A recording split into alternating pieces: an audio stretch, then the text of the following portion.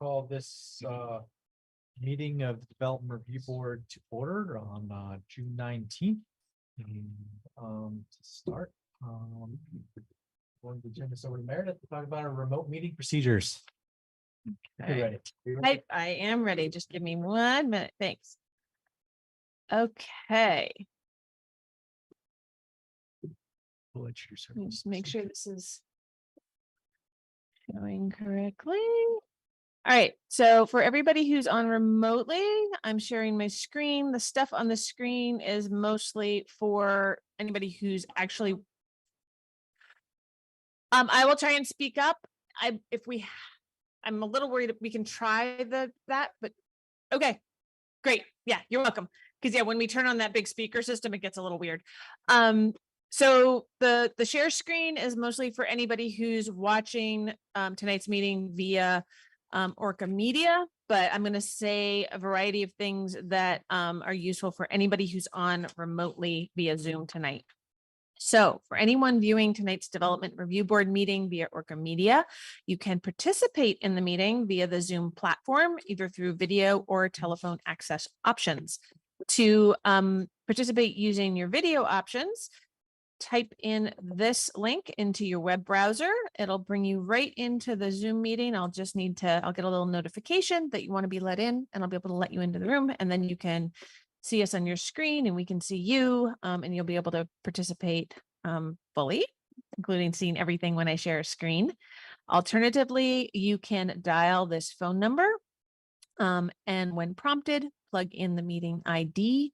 And again, I'll get a little prompt to let you into the meeting. If you go via phone, you'll be able to hear everything and be able to talk to us, but you won't be able to do the share screen. If anyone is trying to get into tonight's meeting and having problems, please email me at mcrandall@montpelier-vt.org. I will be monitoring my email throughout the meeting. For those attending via Zoom, turning your video on is optional. And if you're having some bandwidth issues or connection issues, I suggest actually turning the video off. That way your computer and your internet connection can focus on the sound. For everyone attending remotely, please keep your microphone on mute when you're not speaking. This will reduce background noise. If someone does call in on their phone, they can do *6 to mute and unmute. Please reserve the chat function for troubleshooting or logistics questions. If you have any substantive questions or comments about an item on the agenda, we ask you to please raise your hand, either physically, if we can see you on video, or by using the raise hand button on your toolbar. And then wait until you have been called on. And once you have, please make sure to state your name once you're unmuted, and provide your full name and address for the record, especially the first time you speak. All right, I think that's all of the really important stuff for tonight. Please note that in the event the public is unable to access tonight's meeting, and I would get notice of that over my email, the meeting will need to be continued to a time and place certain. I'll now hand the meeting back over to the chair. Wonderful. Thank you, Meredith. Okay, so we'll introduce our board members present in tonight's meeting. So on our Zoom platform, we have one board member. Michael, would you introduce yourself? Michael Lazorchak, DRB. Thank you. And the rest of the board members present in the room, starting on my right. Sharon Allen, Vice Chair. Kevin O'Connell, board member. I am Rob Goodwin, the chair. Meredith Crandall, staff. Board member. Joe Kiernan, board member. Okay, And do remember to have your microphone close so that people remotely can hear you. wonderful. Thank you, everyone. So with that, I'll take a motion to approve tonight's agenda. So moved. Motion by Alex, Second by second by Sharon. Sharon. All those in favor of approving the agenda, say aye. Aye. Right, wonderful. So we want to welcome a new board member this evening. Brian Jones is their alternate. Was he recently appointed by the city council? So welcome, Brian. Would you like to give a little introduction? Do I have to? Oh, 3 sentences. Sure. Hello, everyone. I think I met most of you folks last time, but not everyone. I'm an architect. I've lived in Montpelier for about 2 years now and had recently served in a past life on the Addison County Regional Planning Commission and the Salisbury Town Planning Commission. And in my day-to-day working here a little bit and also in Philadelphia, I read an awful lot of zoning code, and I thought I would like to come out and be a part of the process. So yeah, great to be here. Thanks. Thank you, Brian. Welcome. So we have two major agendas on our for tonight's meeting. Excuse me. It's been a long day. And the first is a sketch plan application for a parcel up on Mountain View Street. And then the second is a review of a draft new set of our rules and procedures. Feel free, those folks that are just here for the Mountain View application, you don't have to stay through the rest of the meeting, though are you very much welcome to stay for that portion of the meeting. So with that, we'll move on to the approval of the minutes from our two prior meetings. Yes, Meredith? So people who got printed packets got the correct draft of the June 5th meeting minutes, but if anybody reviewed just what was online, I think those were the initial draft from the recording secretary. So if your minutes end with the last page just being the respectfully submitted by the recording secretary, that's the wrong draft. So I'm wondering if we should postpone For those. which meeting? The that was? June 5th The June minutes. 5th, okay. Michael, I don't know which ones you have. Respectfully submitted. I had the ones on the internet, but I don't think was I at the June 5th meeting? You weren't at that meeting. Yeah, there you go. So So yeah, I guess if, carry on. so Alex, you have the older ones. Rob probably has the new ones. We would just have, yeah, I think maybe we wait on those, if that's okay. I think that makes sense. Okay, thank you. Recommendation by staff is we postpone the approval of the June 5th minutes to our next regular meeting. Now review the May 1st minutes of the DRB. And we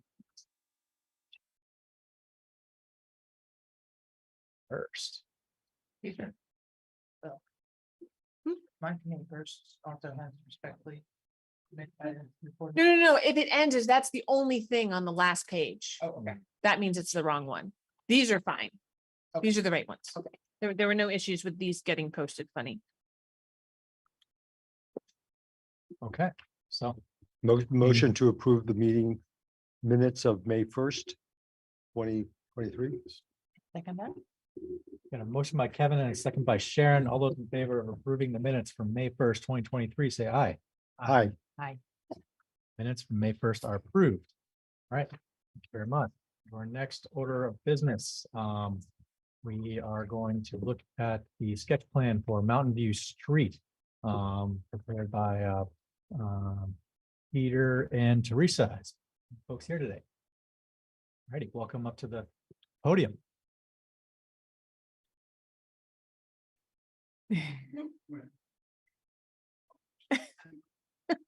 Whoever thinks they're gonna speak the most should probably be the two people closest to the microphone. That would be you two. I'm only gonna say a few things. You are going to start by telling them your real name.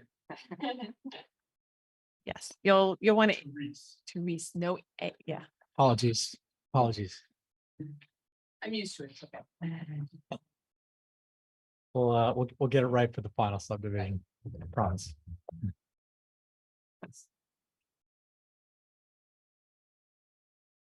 So each of you want to just introduce yourself briefly, and then we'll have Meredith give a brief summary of the status of the application.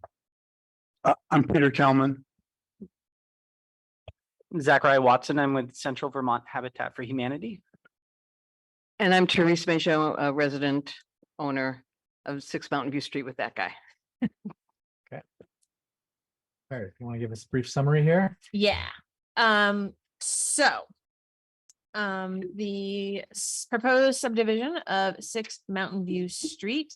This is a sketch plan subdivision. So for anyone who isn't familiar with this process, subdivisions in Montpelier need to go through both a sketch plan application process and then a final. The sketch plan is more of a preliminary review. There's no official decision by the board. There's no permit that comes out of this. It's a chance for the board to look at an early application before the applicant has invested a lot of money into the project, and be able to give the applicant some guidance on either like red flags or hurdles that they might see, or places where they really want to see more information or sometimes different information in the final application. I still, as staff, do as thorough of a staff report as possible. That works as a sort of a guideline as well for the applicant for later on, as to where they're going to want to add some additional, having to multitask, additional information in that final application package. So the board's role tonight is to provide some feedback, answer any questions the applicant may have. The public is definitely also welcome to provide feedback, ask questions.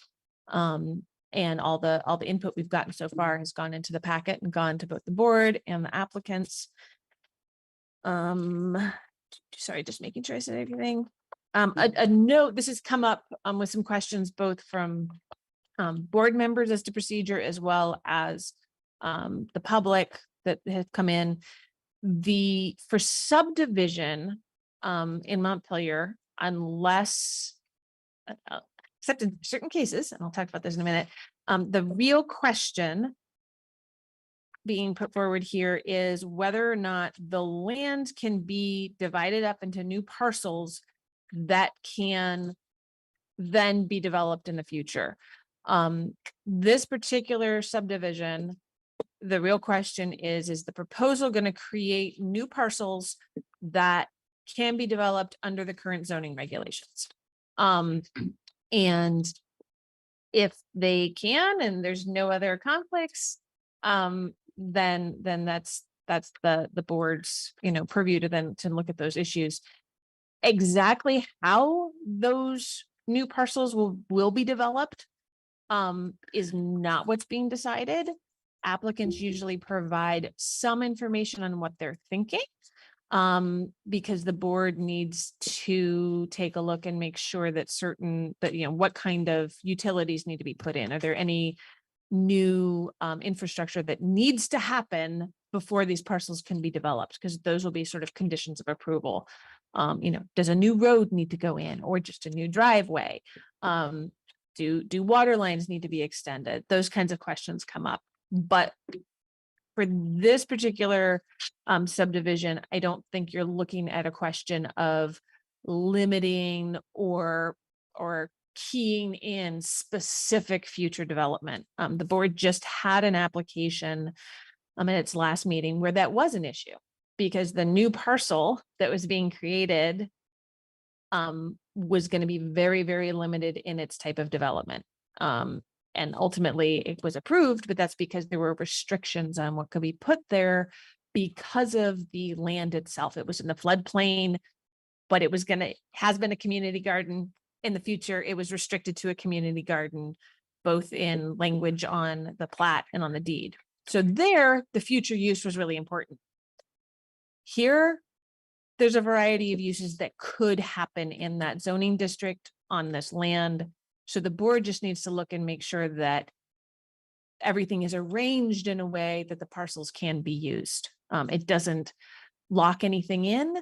And in the future, if zoning regulations change, that future development is subject to those future regulations. I'm hoping that addressed a variety of questions that came up. But I thought that Absolutely. big picture little lesson might be useful. Thank you, Meredith. Very good. Alrighty, well, we'll now turn over to the applicant here. One question, is there a helpful graphic, like the sketch plan, to have displayed up on the screen for the public to see while you're talking? Do you want me or- to share anything? Not right now. I mean, there might be a point. I just want to make a brief introduction that doesn't require. Okay. That doesn't require the sketch plan. Wonderful. Just let us know when. Sure. Okay. Vermont is in the midst of a housing shortage crisis and an affordable housing emergency. Vermont is the #2 state in per capita homelessness and is expected to surpass #1 California in the next point in time survey. Therese and I asked ourselves, what can we as individuals do to help address this situation? And that's why we decided to donate part of our unused and untended property to Habitat for Humanity, on which they could build workforce affordable housing. As we've learned, of course, the devil is in the details, or should I say in the permitting processes to achieve this goal. So tonight, as we prepare to consider some of these details, couched in regulatory language that can often baffle and confuse ordinary people like most of us, we'd like to set the stage for this subdivision sketch review by stating briefly and in plain language what our goals and intentions are. We would like to be able to donate to Habitat for Humanity 2 lots on which they would build affordable housing. Those lots are designated in our subdivision sketch plan application as lots 2 and 3, even though we're not looking at it right now. Moreover, out of consideration for the Mountain View neighborhood in which we live, we intend to set aside a possibly undeveloped, developable wooded lot in the southeast corner of our property, currently designated as Lot 4, and retain the path through it that many members of the community use with our encouragement, often while walking their dogs. And we're considering offering it to the city to be a small neighborhood park. Our current plan is to retain what are designated as lots 1, 5, and 6 for our own use. Our home, pool, gardens, playground for our grandchildren and our tenants' children, and as a manageably sized permaculture area. Our plan is to extend the existing city-maintained Mountain View Street to the end of the subdivision in such a way that it meets city specifications, and so that once we've had it built, the city will take it over. To that end, we asked DPW, and they've agreed that when we extend the current city street, we can retain the existing widths and right-of-way so that, like the rest of this dead-end part of Mountain View Street, there'll be no need for a sidewalk. It would take away lawn and trees long enjoyed by current property owners. We're in the process of engaging an engineering firm to design a green stormwater control system along this new street extension, perhaps some combination of swales and rain gardens like those we had constructed in front of our own home at 6 Mountain View Street already. We have already discussed with Habitat our wish that in addition to retaining an existing corridor of trees and brush between the Moriarty property and the lots we will be donating, that new trees will be planted to provide residents of Abbey Road with a visual screen of whatever houses Habitat might build. And we've agreed to participate in the selection of trees for the screen and contribute to pay the cost of this. We plan to locate all utilities for the subdivision underground, including electricity and data lines, so as not to disrupt the views or harm existing trees of our Mountain View neighbors. While we do not anticipate a large increase in traffic as a result of the buildings that Habitat may build, we are concerned about the current level of traffic on our dead-end street that results primarily from GPS misguided drivers coming from I-89 and then missing the turn onto Derby Drive. To address this situation, we have already collaborated with a neighbor who happens to be here tonight, I noticed, to request DPW to improve the traffic signage at the intersection of Derby Drive and Mountain View Street. We intend that houses on subdivision parcels, including our current home, will be served by municipal water and sewer, and we will be working with an engineering firm on the design and permitting for that. Unfortunately, we already know that some of this infrastructure work will be quite costly, such as a wastewater system that would likely require a large storage tank and pump to move waste up to Derby Drive, the Derby Drive sewer line, a new fire hydrant at the end of the road, and upgrading the water pipes to the Derby Drive main to be large enough to support that hydrant. Such infrastructure costs are almost certainly going to be far too high for Habitat to afford. But Teresa and I are willing to bear most of that cost while hoping for some possible grant assistance.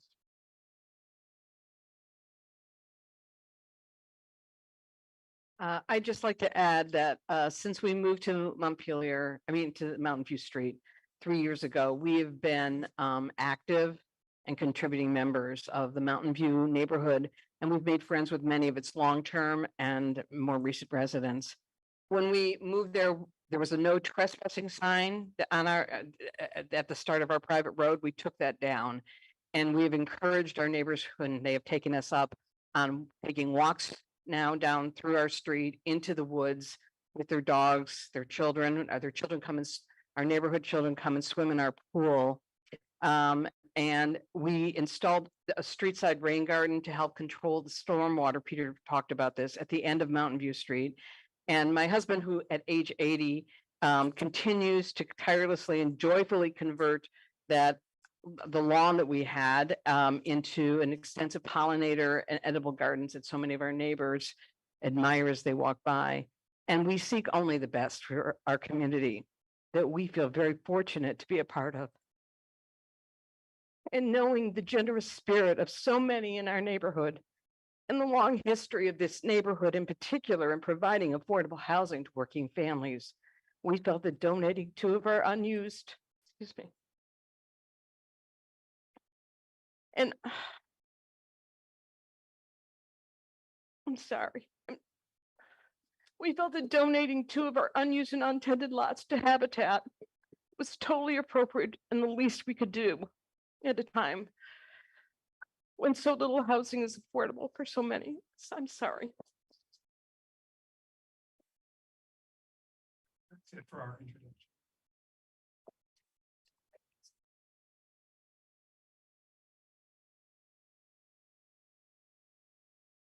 Thank you. Thank you both for the introduction here and the explanation. That's helpful for guiding us. Make sure to speak up so they can hear you in the back. Can everyone hear me now? Wonderful. Just thanking them for their introduction. We definitely welcome the application here and look forward to a positive discussion this evening. Board members, do you have any immediate questions here that you want to get started with? Well, I'll just state for the record that in all the years that I've been on this board, and it's been quite a few, I've never seen an application that's been so altruistically driven. And I commend you, if nothing else, just from what I've heard so far, commend you for that.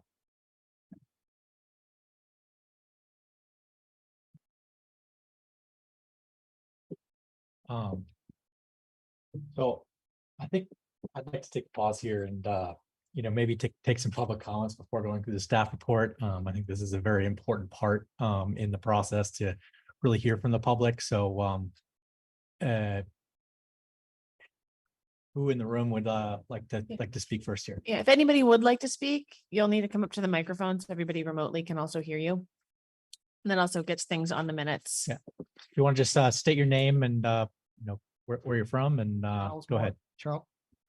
Charles Moriarty, 5 Mountain View Street. On my property abuts the development.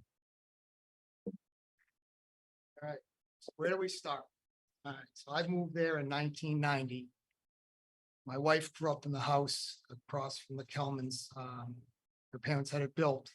My wife's father is a former Montpelier police officer and recently noted a hero, was in one of the Washington newspaper about that. So a lot of it, I don't want to get too much. There's a tree where I guess my first concern is this is a lot of work to this very small private road. I mean, a lot. Wastewater storage tanks, pump stations. Yep, This is a major. Make sure you speak This to is the a- microphone and talk to the Okay, board. I'm sorry. So It's okay. not much of a public speaker, but so this is a major renovation. This is a very quiet dead end road there. So we're talking a lot of heavy construction and a lot of money, and he's absolutely right.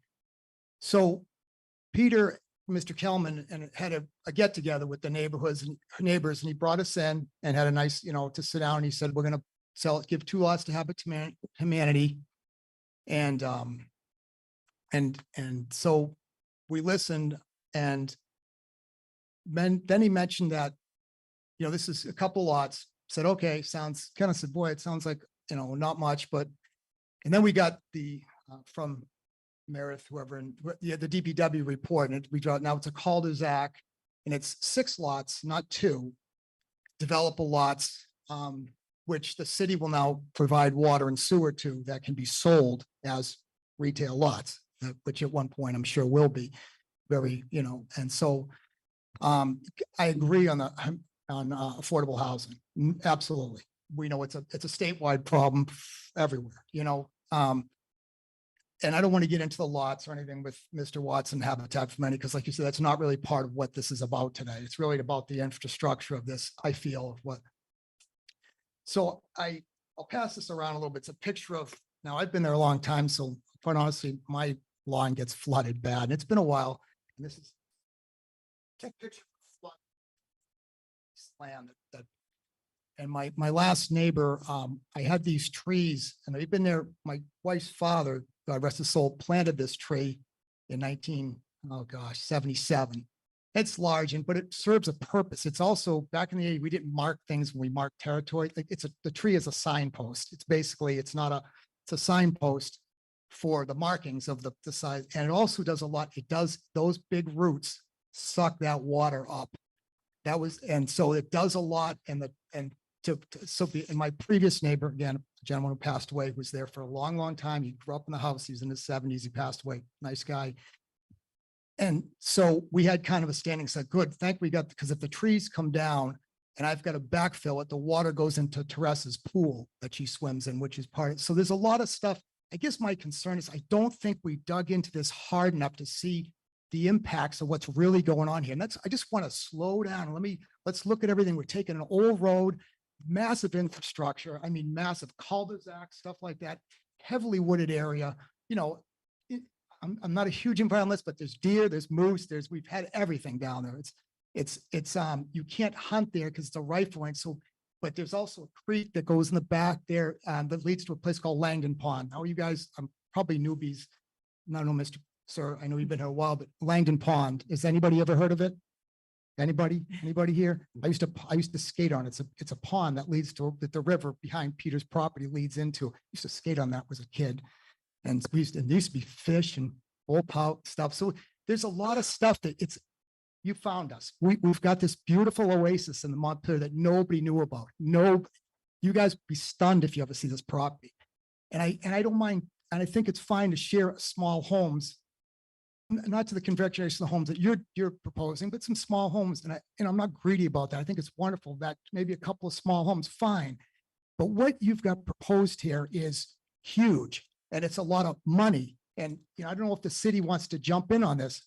And I'm trying to hang on to that tree. And I look at that, and I look at the so many feet that Peter says we have to put water pipes right down the middle of the road. And even Mr. Watson, you confirmed that at that little get together. Oh no, pipes can go right down the middle of this road, water, sewer.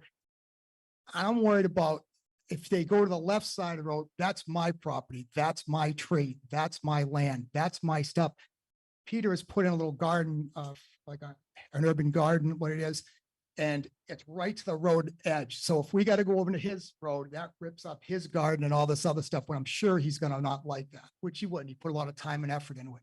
There's just a lot of things. I want more time on this. I don't know how the procedure works, but I really think there's got to be more time on this. I want to know that with the DPW and stuff, sure, okay, we can rip this road, we can do this. That's their job to explain. Now we've got developable lots. Now, I don't want this to be a me against these neighbors. They're new. We seem to get along okay, for the most part. This has really been a rub, but they're new to our neighborhood. They've been here 3 years, and nobody leaves that neighborhood. The people are there. They're in the 80s and stuff, and now they're starting to pass on. And I've gone and we've got a younger generation there now, and they're cool. I guess they walk their dogs and everything, seem really nice. But I just want can we look at this a little deeper? Is there a way to do that? Because it just seems like there's a lot of this construction. Then who pays for this? I mean, it sounds like you're going to kick in some money, but just doing a quick thing. There's a manhole at the end of the road. That's a long run. I'm saying, my guess, I don't know if you guys took the measurements. I'm going to say 40 yards, 50 yards. Does that sound? You got a long run there. If you do that by how many gallons per minute the sewage, this is a guess. I'm saying $750 to $1 million. You're looking at some heavy money there. Now, I don't know what you do for, I know you're a retired college professor, and so I don't know your wealth and how much you're contributed. But somewhere along, that's a lot of money. So the city's got to say, do you want to? Now, another thing too, this is a private road. Does the city just kind of dance into a private road and just start? Do you buy the road from him? Do you get a road? I know he's excited about giving you a road. These are other things too, but right now he's a private citizen who's going to get 5 lots developed, almost 6 developable, sellable lots with water, sewer and everything. I guarantee his intentions are true. He seems like it, but this is a lot of developable, nice building lots to be sold. And he talks about affordable housing.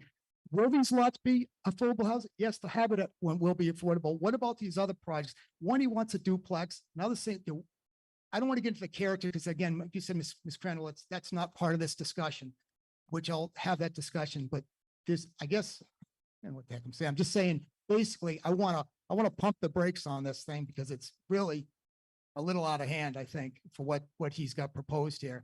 And I guess there's other things we had in here. City pipes on a private road. Okay, how does that work? Is the road being gifted to the city? Will the city be maintaining the pipeline? What about my tree 45 years old and making large, what happens to that? You've seen I don't know if you saw the pics there. I mean, it's a walk, it's basically what bends it off. These big roots and stuff. Just step in the microphone real quick. I'm sorry, I just, again, not much of a public speaker here, but Yeah. It's okay. Thank you. but I don't want to get too much. There's other, I read this thing, there's other stuff about, again, the water sewer, the pump stations. I mean, this is a pump station, really? That's a lot. I mean, to all, Mr. Jones, I know you're new here from Philadelphia. If you're familiar with pump stations, that's up there. I'm not, because it sounds like a big storage tank and pump stations to go up a hill. And the other thing too, you just mentioned about traffic. Well, if these 2 duplexes can say, 2 people, that's 4 people per duplex driving, more homes, you could have 20 or 30 residents now. There's the traffic. And you're talking about worried about traffic. This is going to be a lot of traffic. Not against it. I'm just saying, noted, you're going to have probably 20 citizens driving cars up and down this little dead end road.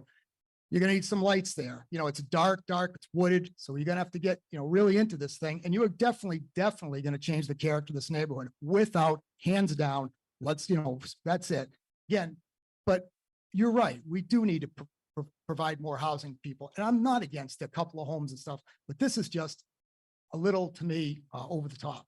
And I just want to look at, I guess I need to know more about it, really. I've looked at these sheets and it was kind of a surprise because you had to do it together and we all went down there and I was at 2 homes and all of a sudden, and I'm gonna give you the benefit of, you said you didn't know, you see this coming, and all of a sudden, bam, I'm in a butter, Mr. Duncan, Rob is in a butter, and that's all. They've got this flyer from you, Miss Crandall, about this sketch, and wow, it's a sketch. And I would like to actually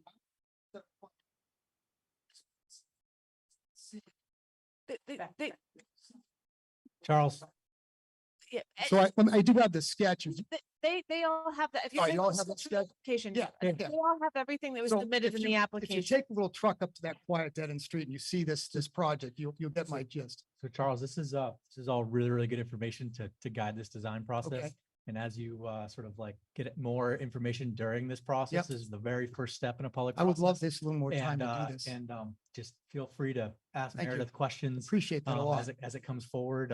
This is just great to get context Thank from you. someone's perspective that lives right near These the- lots, near the just project. one so. last thing, I'll go away. Yep.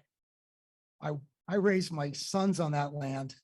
I rode a snowmobile on that land. I played ball with those guys, make the bases out of tin. I mean, you name it. That lot was unbelievable. And I think it'll be valuable to some new family members who maybe have young children. If we could move those houses onto those other lots and keep it on your side of the street and keep that nice open field. You can play ball on it. It's like really like Field of Dreams. You go there, it's unreal. You guys got to take a ride up. We invite you to come up and look at this. It's really something. And and if there is some young kids in that neighborhood, I think that's wonderful. I used to play ball with those kids. It was so much fun. All my neighborhood kids, and they're not, no more, but it's just a good spot. Maybe let's take all your opinions, like really heart and soul, to go up and look at this thing and tell me, hey, what can go here? And, I really would value that. So if maybe we could again, get together again. And I'm not trying to elongate this process. I'm just trying to, okay, that's I get other points here, but that's, you get what I'm going. Well, thank you so much, Charles. And if you have other points, please send them to Meredith. Okay. Please do as this Okay. process continues. Your perspective is Thank you truly very valued. much. And I appreciate thank your you. time and effort and you guys for, coming in here and doing your job. It's not a job. You volunteer to do this stuff and we get a very minimal amount of money. I do vote for it every time. I go, yes, pay those, because it's very important at what you do. So anyway, thank you. And I guess, thanks. That's it. Thank you. Thanks for coming in. We did, at some point, I can give a little briefing again on the process. We can do that at the end so that people know what they want. Yeah. We do have a hand online if nobody, I do see you, Stan, on, but we've got somebody coming up to the microphone, so we'll get to you in a couple minutes. Sorry. Good evening. Hello, my name is Jennifer Roberts. I live at 12 Mountain View Street, so I'm 2 houses up from Peter and Therese, and I think what they are doing is incredibly generous, and I fully support it. And I feel that, dealing with the construction and some increased traffic and other things we'd have to deal with is a very small price for those of us in the neighborhood to pay to be able to provide quality homes to some really deserving families. So I think it's amazing what you guys are doing, and I fully support the project. Thank you. Thank you, Jennifer. Appreciate it. We have a hand up on our Zoom platform. Stan's was up first. Stan, would you please go ahead? Good evening. You can hear me okay? Yes. Yes. Wonderful. Good evening. I'm Stan Brinkerhoff. I live on Main Street. I'm not adjacent to the property or directly impacted. I'm a member of the Montpelier Housing Committee. However, I am speaking tonight as an individual and not related to the committee in general. Vermont is experiencing a housing crisis. We've got less than 1% free rentals within the town. If you watch Front Page Forum, you'll see our community members being forced to leave. Houses being converted to Airbnbs or simply rent rates are too high. You'll see rentals, single bedroom rentals approaching $1,500 a month. Montpelier needs development. We need infill development. We need to build houses in these communities that may feel uncomfortable, but this is exactly the type of infill development the state has in mind with S100 that was recently passed. I'd like to thank Mr. Kelman and Mrs. Magoo for this incredibly generous offer, and Mr. Watson and Habitat for partnering to potentially bring 4 housing units to Montpelier. For the DRB, I would implore the city to do everything we can to reduce these costs. Every dollar that Mr. Kelman offers or that Zach offers through Habitat is a cost we need to bear by those who live in these units. So if there's anything we can do to help manage costs or make these developments more successful, I would ask that we help support those. Thank you. Thank you, Stan. Appreciate it. Ames Rob, please go ahead. Hi, thank you. Can you hear me okay? Yes. Thanks. I may be getting ahead because it sounds like maybe next we're going to look in more detail at the staff review of the sketch and the application, but I have a couple of things that I'd like to make sure we touch on when we do that. One of them is section 3506A3 of the zoning regs, where it talks about cul-de-sacs and dead-end streets and some restrictions on those and the number of lots that they may serve. I thought the staff review was excellent and really thorough, but that particular piece is something that wasn't mentioned. I'd like to understand a little bit more about what a project development agreement entails. That was mentioned a couple of times. And I'm also interested in hearing more about the Parks and Rec requirement that requires some sort of public space for a subdivision that has the potential for 10 or more dwelling units. I think that's my list for now.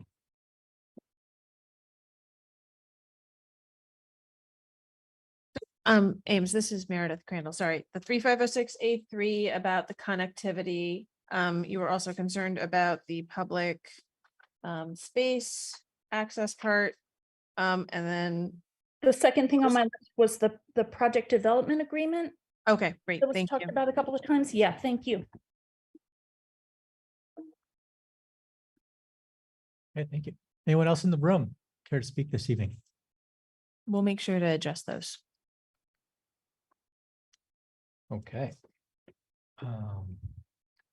This point in the process, do the applicants have any additional comments to add based on the public comments, or should we move forward with the staff report? Zach, yes.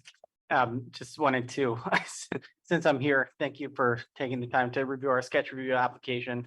This is very exciting, and I just really do want to echo what other folks have said, that just kind of blown away by the philanthropy and the altruistic intentions of both Therese and Peter. I'm sure folks know that the housing crisis is not new. And it's become a lot worse because of the cost of construction, in addition to infrastructure. We're actually coming to a point where there are no real easy developable lots. They all require lots of infrastructure, and they're very challenging. So I'd say this is one of the best lots we looked at, and this is easily, as Charles mentioned, possibly $500,000 or more in infrastructure cost. And this is one of the best ones we've seen. So for us to really continue to do these projects, we depend on the philanthropy of the people of people like Peter and Therese, and we cannot do it without them. But I also want to say too that Habitat for Humanity, we are a community-oriented organization, and we care deeply about the opinions of our neighbors and maintaining good relationships with those neighbors, and have been really pleased that folks have been really curious about this and are concerned. I think that's an important role of a healthy community.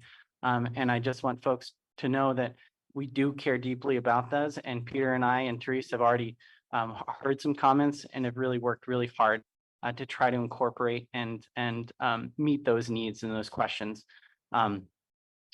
So I hope folks know that, and that they are comfortable coming to us with comments and suggestions, and we will continue to work with you as best as we can, and understanding the financial constraints of the property.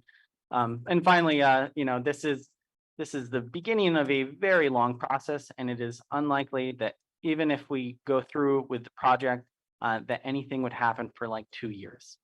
And that's because of the permitting process, the subdivision process, the sale, choosing our homeowners, partners, and then having enough funds to build the house. So this is not something that's going to happen this year. It's not going to happen next year, probably be the year after that, if anything. So this is a pretty slow process for that purpose. And, it's just the beginning. So we're excited to continue to learn from you. Also, just want to say thank you to the city, DPW, and Bill Frazier. There was an unexpected comment in the staff report that they were interested in talking about cost sharing. And we'd expressed that as something that we really needed, because this is an expensive venture. And just it meant a lot to see that that was something that had come up already. I know it comes to the city council. We hope the city council will approve that. But that was just that's a big deal. So thank you. And it just shows how much the city is trying to do for affordable housing. Thank you. Rob, as you take up each section, will there be an opportunity for us to ask questions or make comments on each section? Absolutely. Because I did read the report very carefully. Thank you, Meredith. It was very thorough, but there's some things that I don't understand. Like I used to teach math, and I have no idea what a 50-foot radius to the front means. No idea. Yeah, you know what, that particular one, that's a DPW standard. Don't ask me to explain that one. That's just, that's a quote. I put it in there. That'll be for later I just discussion. took that as an example. I do have a few questions. So I do think as a sketch plan, just to get everyone oriented, I think it'd be helpful for Meredith to share the draft sketch plan on the screen and just to like go through and just get a little bit of lay of the land as to like where the lots are going, how many lots we're talking about. And Just as a reminder, being the sketch plan, Yes. right? For the process, all that's really required is a sketch of the idea. Yeah. Right. And that's why just going back to what Charlie had commented on, that's why there's not a lot of details about where utilities will go, exactly how things will be designed, how things will be protected. Because that's what comes and has to be built on to create that final application. A lot more of those details, since there is a need for infrastructure to be built for these lots to be developed, there'll need to be a lot more detail and proof that concept, which is what this is a concept, can actually reach fruition, right?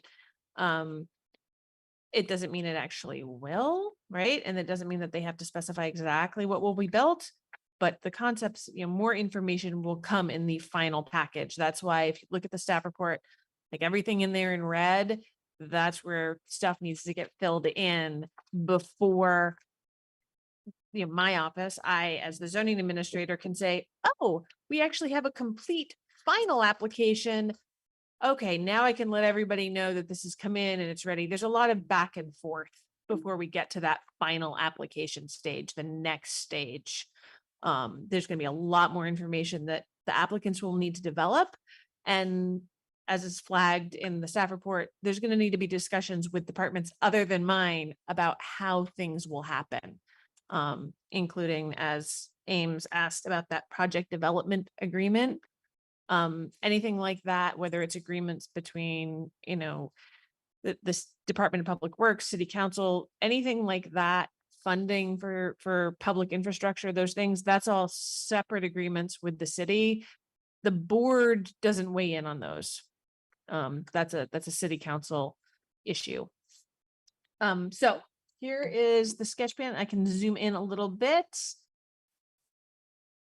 I don't want to zoom in too far. So here is where the existing public road ends.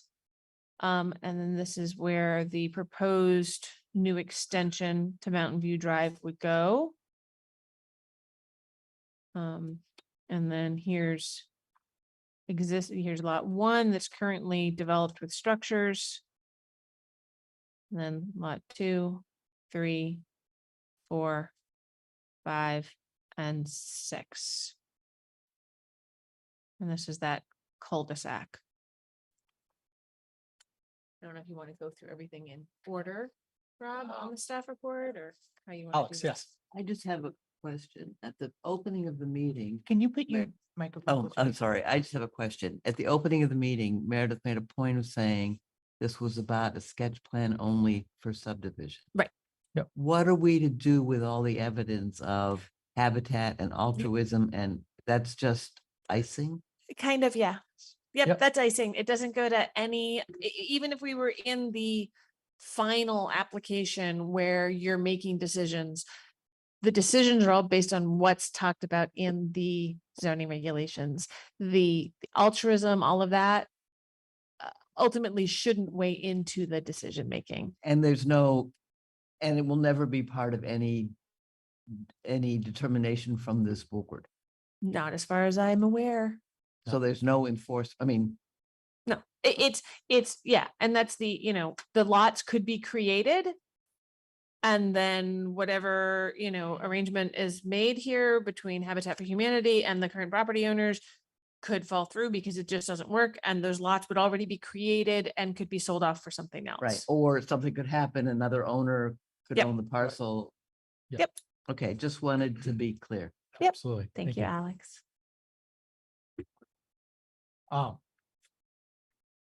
So how many lot subdivision is this, Peter? Well, it's a 6-lot subdivision. Teresa and I live in lot number 1 right there with the pool. That's her pool. My garden's surrounded. Charlie and Sandy and Kyle live right across the street from us, right where Meredith is indicating.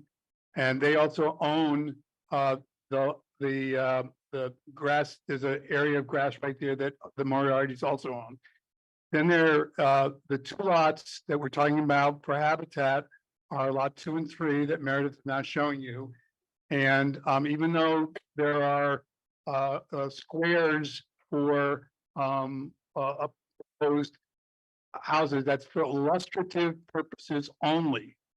This is not about those places, but we put them in there to show that roughly the coverage, so that we could calculate the coverage, so we could have a frontage and so forth. There is a wooded area between the Moriarty's and where you see the first house. And we would intend to leave that wooded area there. Well, I mean, it would be Habitat's property, but our intent is that wooded area would be there. And in fact, it's not actually Meredith, it's doesn't reach the go all the way, but we would add trees to make it go all the way. Anyway, let's just continue. Now, I'm gonna drop down to the bottom area. That is a big question mark, that lot. That lot came to being because the fire chief was pretty insistent that we have a cul-de-sac at the end. What we have now is a turnaround that lots of people use, especially those people coming from I-89. They come down there, they turn around and they go back. And in fact, we have a sign that says, turn around. It used to say, what do you say? No trespassing. Now it says turn around. Of course, some people think that it means turn around, but we meant it to be, and there's an arrow, turn around. Anyway, so, but Chief Gowan said we really need a real cul-de-sac. Yep. That was a little bit of a shock to us because we knew that was going to add money and it was going to take away space. So Zach got out his slide rule. I'm dating myself. Anyway, Zach did some calculations to try to figure out how we could still have lots work. And he figured if we move I'm getting into too much detail. If we move the cul-de-sac over that way, and that's why we have this very odd looking lot there, we actually could have a developable lot in the corner. But in fact, we don't know because we need a surveyor to come in and do the survey and figure out how much land is really there and how much would be taken up. So this is really, really a sketch. And Meredith has suggested in her sketch report, it might turn out that that corner lot is not developable.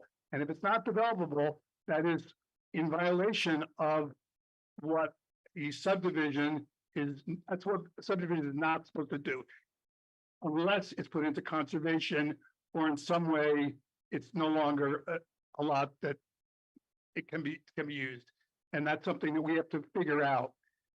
The other important lot for Teresa and me, I'm going to skip up to right to just below, is that lot right there, lot 6. We would like to keep that lot in reserve in case my son and his family wanted to build there. My son is a builder, but he currently lives in a house which he owns in Montpelier and is very happy there. So he's got no immediate plans, but when I get really creaky, he might want to be closer so he could, kind of take care of me. And that's the only lot that we actually have any thought about. The funny looking lot in the corner there, sure, if we do, so that lot just, again, how could we save a lot out for my son and have those two lots? We had to sort of divide this up into 6, but it might be 5. And that's where it came from. So it's not, we don't even know whether that corner lot would be buildable because it does have some slopes in the back corner. And we certainly have no plans to build on it. It's kind of a odd lot. You'd have to have kind of an odd house to put in there. So that would be the way I would orient you. Now, here's the thing. That is a private road. We own it. It's similar to the private road that Duncan owns on Abbey Road. When this National Life owned this whole area, they used it for initially for overflow parking until they got their big parking structure built. And when they got their big parking structure built, they used it as a recreational area. There's still a volleyball post left there. They had a van that would go back and forth between the main campus and there. And I have to tell you something, even though there's some woods there, that land is hard scrabble. A lot of that land is actually filled from the Northfield Street construction project, because the property over the lower left was white sloped, and John Flanagan, who we bought the house from, made a deal with the construction people that they could park their construction vehicles there during that if they would bring this fill up. So you're not growing anything on that property, because even right below it is clay, of course, like everything else, Montpelier, but it's just scrub. There's nothing we can do with that land, nothing, except build. And have it be wild. Yeah, trees. Teresa. Explain aloud. Yeah. Why we started with 2 and went to 6. I mean, just in simple language, because I know that really confounded people. Okay, all right, I'm gonna explain it very quickly. Our main thing we wanted to do was to give habitat to those 2 lots. But we immediately realized it was gonna have to be infrastructure. Sewer, water, waste, stormwater management. If we wanted at some point to do a lot for my son, we needed to really do the whole road. We couldn't just, it didn't make any sense to put that money and that effort into bringing that just to those 2 lots. And that's what led gradually to this, what I just described, probably in too much detail about those about the rest of those lots. It was driven by the infrastructure requirement. I mean, when Zach and I first talked about this, we thought, oh, we'll just leave that turnaround, the informal gravel. That's a gravel road. It's, Yeah. I mean, it's hardly a road. We thought we could just leave that and just, improve the road a little bit so that people could get there. And as soon as we had initial conversations with Meredith and then with DPW, we realized we couldn't do that. And that's what led to the, yeah.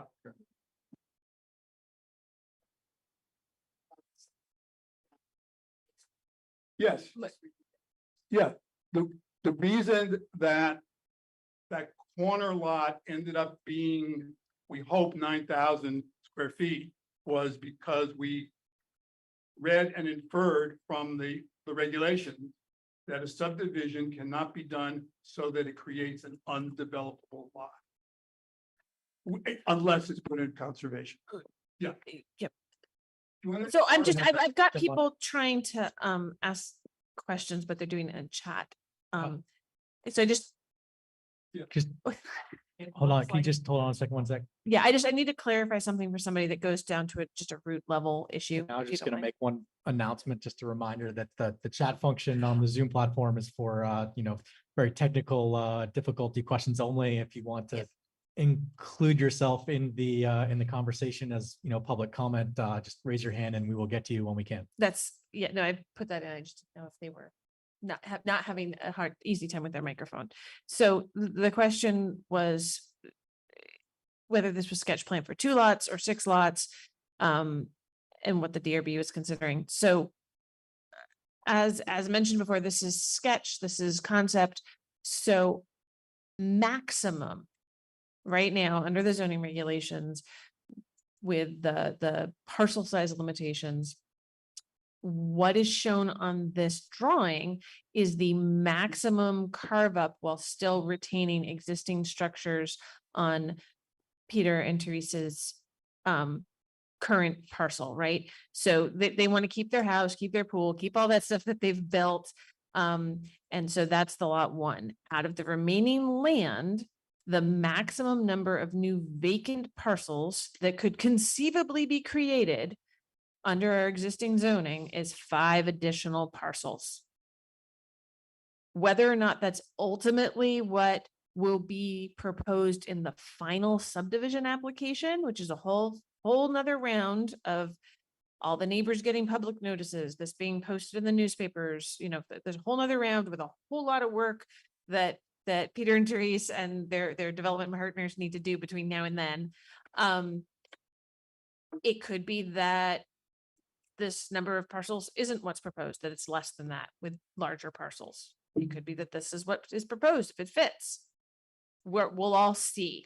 But what the board is discussing right now is whether or not this 6 parcel subdivision that results in 5 new vacant developable parcels could conceivably meet the zoning regulations. So that's what's being discussed. Some other options are being brought up to keep everybody aware of where the problems might be, where things might change between now and final. But those things are often, sometimes you don't realize what's going to change things till you dig in and you get a surveyor out there. Suddenly you have an engineer look at the details and go, no, we can't actually do anything here. So it's an evolutionary process that all of us will get to observe as time goes on. Thank you, Meredith. We're gonna go to Zach and then you Can I just. say something? Who is speaking? This is Connie. Leslie Dunn, I'm sorry, Leslie Dunn. Oh, okay. So that was Leslie's question that I read. Right, Very quick, Leslie, then we're gonna get back to okay. the room here.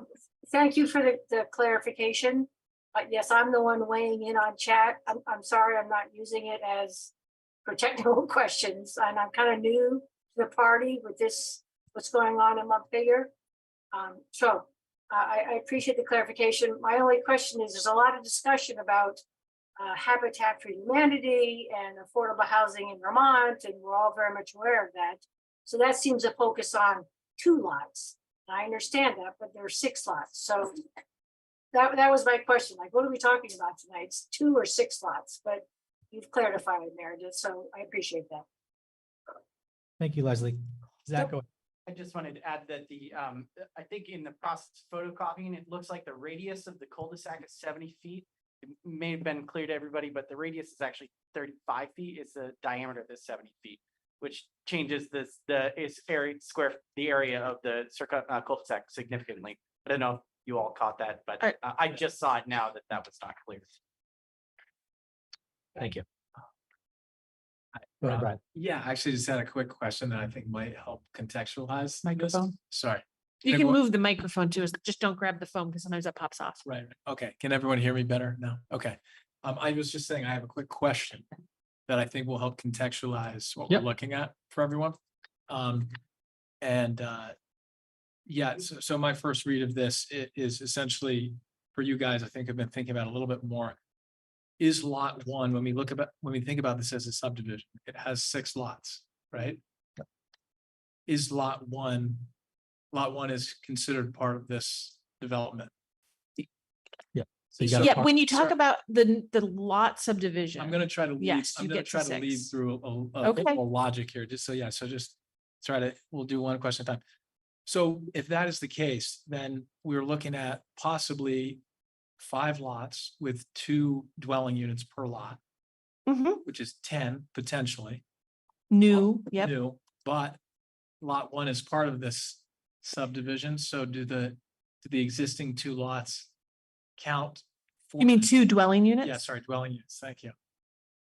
Do they technically count as part of the dwelling units that are part of this We've subdivision? never had to deal with that before. The board's gonna get to make that decision. Okay, great. Yeah, it's a, Well, let me explain that just very quickly, okay?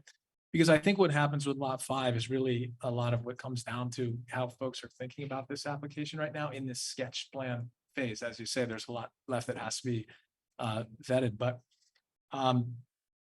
anyway, there's a provision in here which speaks to whether conservation land is needed or not, and Meredith is very keen on pointing that out, bringing that to our attention. If there are 10 dwelling units proposed, then there's a mandated recreation space which is needed, right? So even with 5 lots, if 2 were potentially possible, right? Now you're at 10. which means that now you need conservation land. So a big question in the review of this sketch plan, I think, is where does that conservation land become located? And by default, if it were, let's say, placed somewhere, it might be placed adjacent to this cul-de-sac, which I think Mr. Kelman noted in this kind of revised introduction of this proposal, which is that maybe that land would become that. And I'm just trying to clarify that based on the amount of dwelling units we're talking about here, it's kind of already a prerequisite, or it is a given that that lot would have to be conservation land if you were talking about 10 dwelling units. But I think that the only other quick comment there as we look at this, and then I want to give back to these guys to walk us through this thing logically, is that as this sketch plan is advanced, regardless of, well, first of all, I think it would be in best interest to make the proposed buildings, even though they're not part of the actual application, to make them scaled to the plan. So people are looking at it and they go, okay, there's X amount of setback, because although it is not important to show exactly the extent of what can be built, we need to see setbacks in order to understand if something is developable. For example, lot 5, probably the bigger question in play here, regardless of what it becomes, is with its odd shape and configuration, are the setbacks that are required for this residential zoning district, could something be reasonably built there within those setbacks with an odd shaped smaller parcel? Anyway. Wonderful. Thank you, Brian. I Little- think yeah. that just get into the staff report, because that's kind of leads right into the first 2 sections here. I think 3001 on those are following along. It's actually page 4 of the staff report. Talks about the general standards, which we've talked a bit about. Meredith provided a summary here. And I think that we've sort of gotten through, that as far as that this is a subdivision, and that's the section of the regs that we're under and where we're at. Moving on to the next page, page 5, we're talking about, the dimensional standards, which at this part in the process, it's rare that applicants would actually have a full survey, and that will be sort of determined at your, your subdivision application before the board after you've, gone through that process and know exactly what, what square footage and acreage you're dealing with and where things fall. I don't know that we need to spend too much time with that. Folks seem aware with your targets there for what you're dealing with, and even have some contingencies related to open space that Brian was talking about. Steep slopes, something, Meredith, could you just give maybe a little brief snippet here, how steep slopes affect this parcel? It seems like it is a big consideration. Yeah, I mean, it's kind of unclear right Yep. now. But for subdivision purposes, because the zoning regulations don't bar development on steep slopes, they say that if you are proposing to develop on a large area, steep slopes or extremely steep slopes, 30% or above, that getting a permit to actually build on those parcels is going to require more engineering, more plans, going to have to come back before the development review board. So under our current zoning, having a new parcel with steep slopes on it is not a complete bar to being able to create that parcel. I think that, but we do ask that when we come to final subdivision, if there is a parcel that looks to be largely covered in steep slopes, that we get more information on that, especially if, building a driveway might be difficult or access might be difficult. The information we've been able to gather so far from the Vermont Agency of Natural Resources and our website versus some of our own city LiDAR data kind of conflicts a little bit as to exactly what degree and what level of slopes are on the property. And I think some of that might come down to what was mentioned about filling in that section of property. So it's just one of those, some information from the applicant in the final application as to what degree of slopes are actually there. Yeah. And what area is gonna you know, they're gonna want that information. That's what's being called forward here in the staff report. Absolutely. Well, just for some site conditions here, the end of the existing gravel drive, does that end at a very steep slope or? is No, that- no. You could not ask for a flatter piece of land than this. The only place where there's a steep slope, which the surveyors will, I've looked for that corner. Yeah. It's the back corner on our side of the road at the very back. It's part of a ravine. And that would not be nowhere near the road. And obviously, I don't think anybody would be building on it. But it was worth picking up. But I think the conflict between the LiDAR and the thing, I think, is because one of those was taken before the fill got put in there. Yeah, so it's just a confirmation. You'll need to confirmation in the final application as to the actual conditions. Absolutely. Absolutely. So, moving along, just, yes. Oh, yep, you're gonna have to come up to the microphone so that it can get on the record and. Yep, yeah, so So just quickly on Peter's point, just because he threw it out there. Just to keep it, or what specific point was this? Just that last time the fill. Yep. Somebody from the city raced up there because you can't be 50 feet over that embankment because the river is there. It's like in that creek I told you about. So when that stuff was being pushed, somebody from the city had to race up there in that silver car with the red plates and whoa, we're over the 50, easy. We're gonna get in big trouble with the state because we're pushing stuff into the river. that's water setback. What's that? The water setback distance is what you're talking about, right? This is, yeah. I'm saying it. It's okay. Yeah. But yeah, the 50-foot water setback. Right, I'm just saying, I really think the state should be in on this a lot more, the NRC and stuff, and just some guidance there. Those are different permitting Okay. processes. That was it, Peter mentioned about that, and I just said, hey, The state actually did come up and they did put a swale, they had to put a swale in to redirect the stormwater for that reason.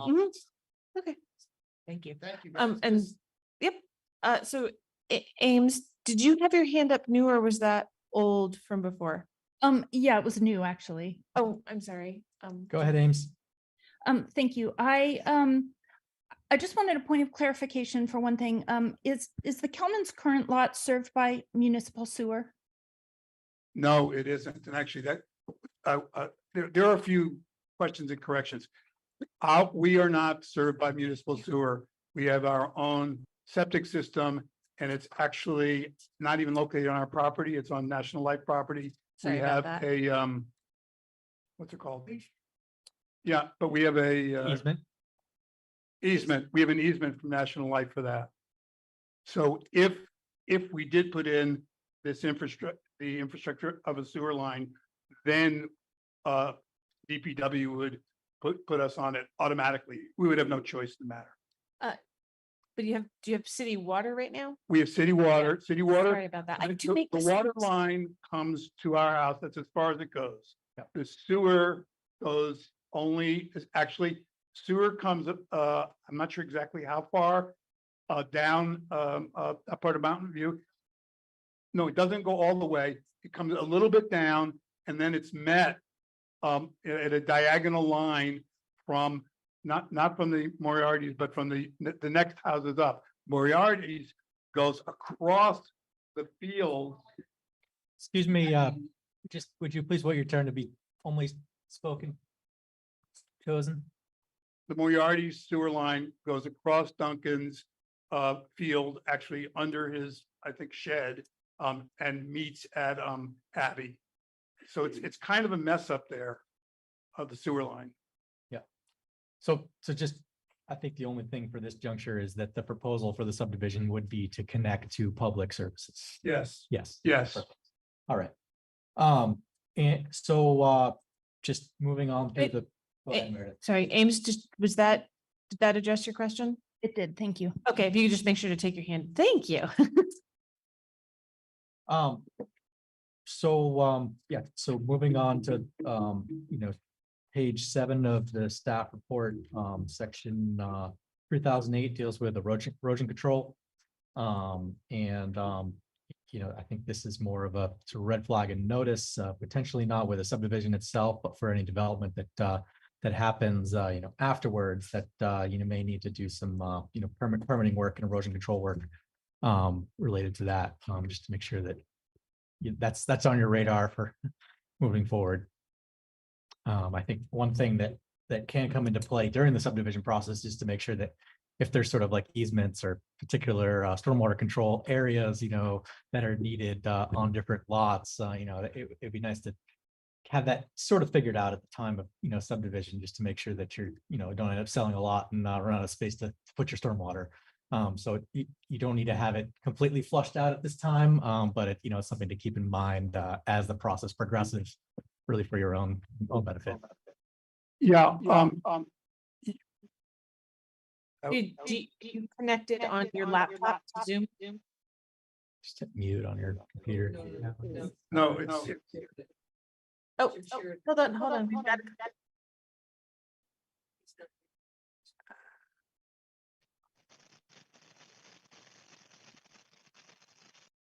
hello. I Okay, just did all right. his, I. Go ahead, Peter.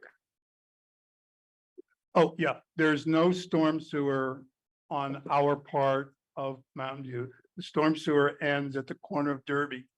So,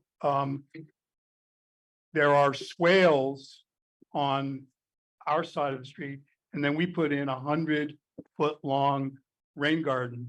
And I'll tell you something, between the swales in front of the Nunnallys and our rain garden, there's no water going any further. It really does a job. And on the other side, Charlie's Tree does a darn good job of absorbing the water.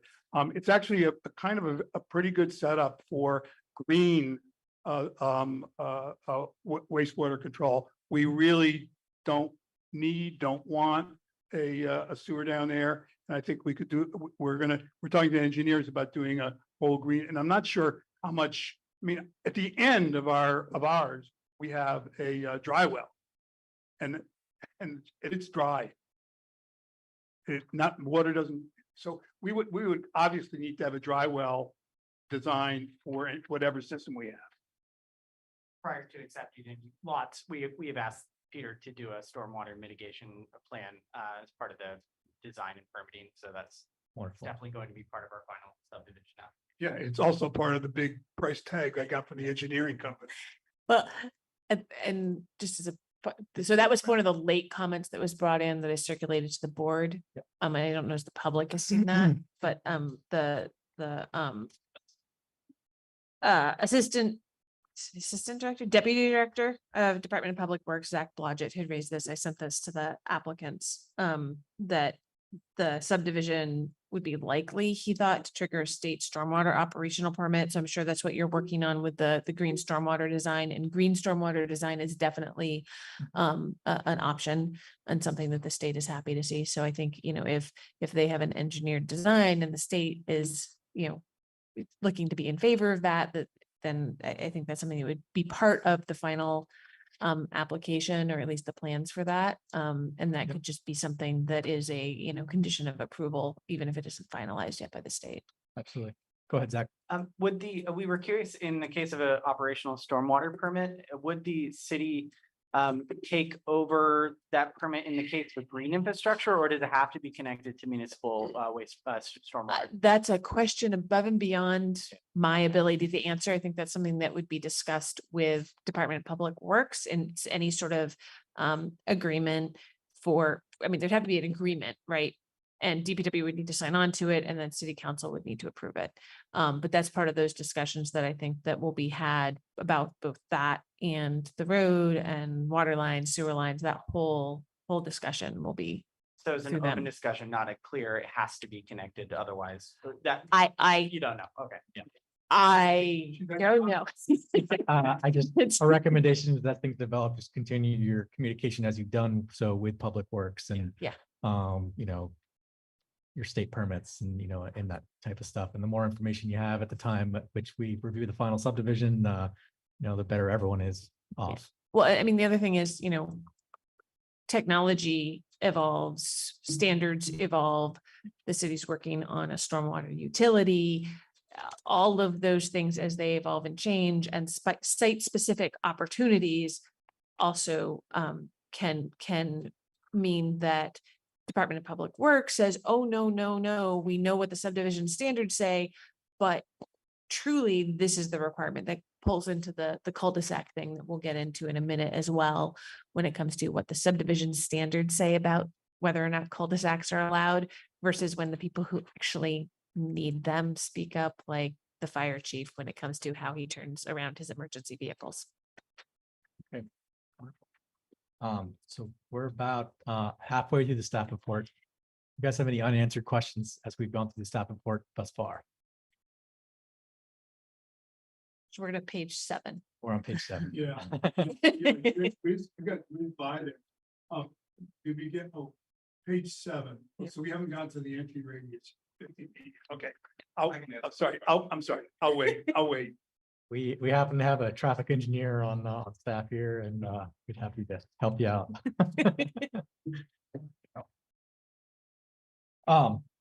So moving along, so page 7 is your stormwater, moving into section 3010, which is vehicle access and in circulation. I think this does get into the cul-de-sac eventually. But the staff comment was on driveway spacing. Meredith, do you have any specific to add on there? Not really. This one is again, driveway spacing requirements. This is a general requirement we look at for any parcel that's being developed. The board doesn't have to and isn't going to say, yes, this is where your driveway has to be. This is is it possible to meet the standards or otherwise fall within one of the potential exemptions for driveway spacing in the zoning district? And, Department of Public Works usually looks at those exemptions, and for a dead end, low traffic street, I don't think that they would be requiring strict conformance with driveway spacings, especially on, your minimum size parcels. And, there's the possibility for shared driveways.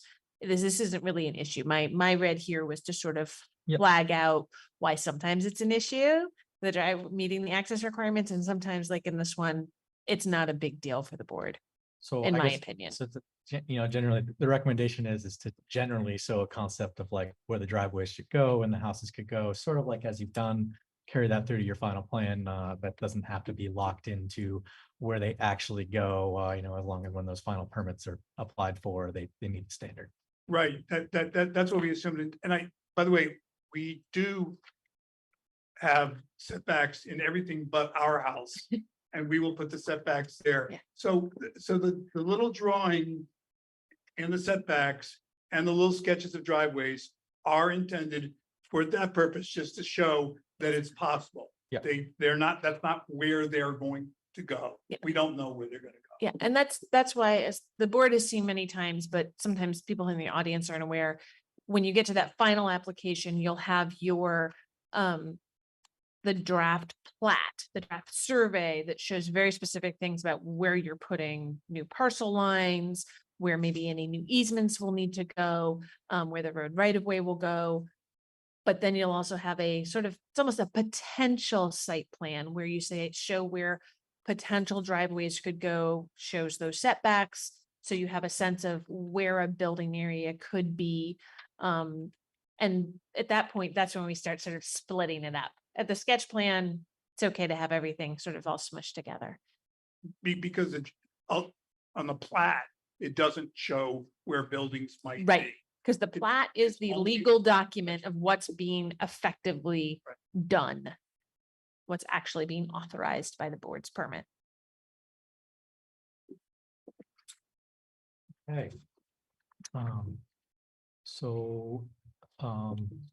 Sit for the driveways. Next section would be section 3011 for parking and loading areas, which I don't see us needing a whole lot of time, put on, this item unless you have any questions. No, I just want to note that there are some things here that clearly are more when you come, and actually, when Habitat will come back with a plan. I mean, Yep, absolutely. We try and Right. flag things Yep. that are for potential future development as well as the final Yep. subdivision so that everybody is on board with where there are questions as we move forward. Next section would be chapter 350, section 3502, which is capacity and community facilities and utilities. And so as you stated, that you're proposing that the development be served by water and sewer. The rough idea for connection to those would be down the road, as I take it. So for wastewater, we're not sure. It's pretty complicated, and I think the only real option is probably to go from the intersection of Derby and Mountain View. And we heard from DPW that based on the number of houses that we have to construct, we would have to enlarge the line.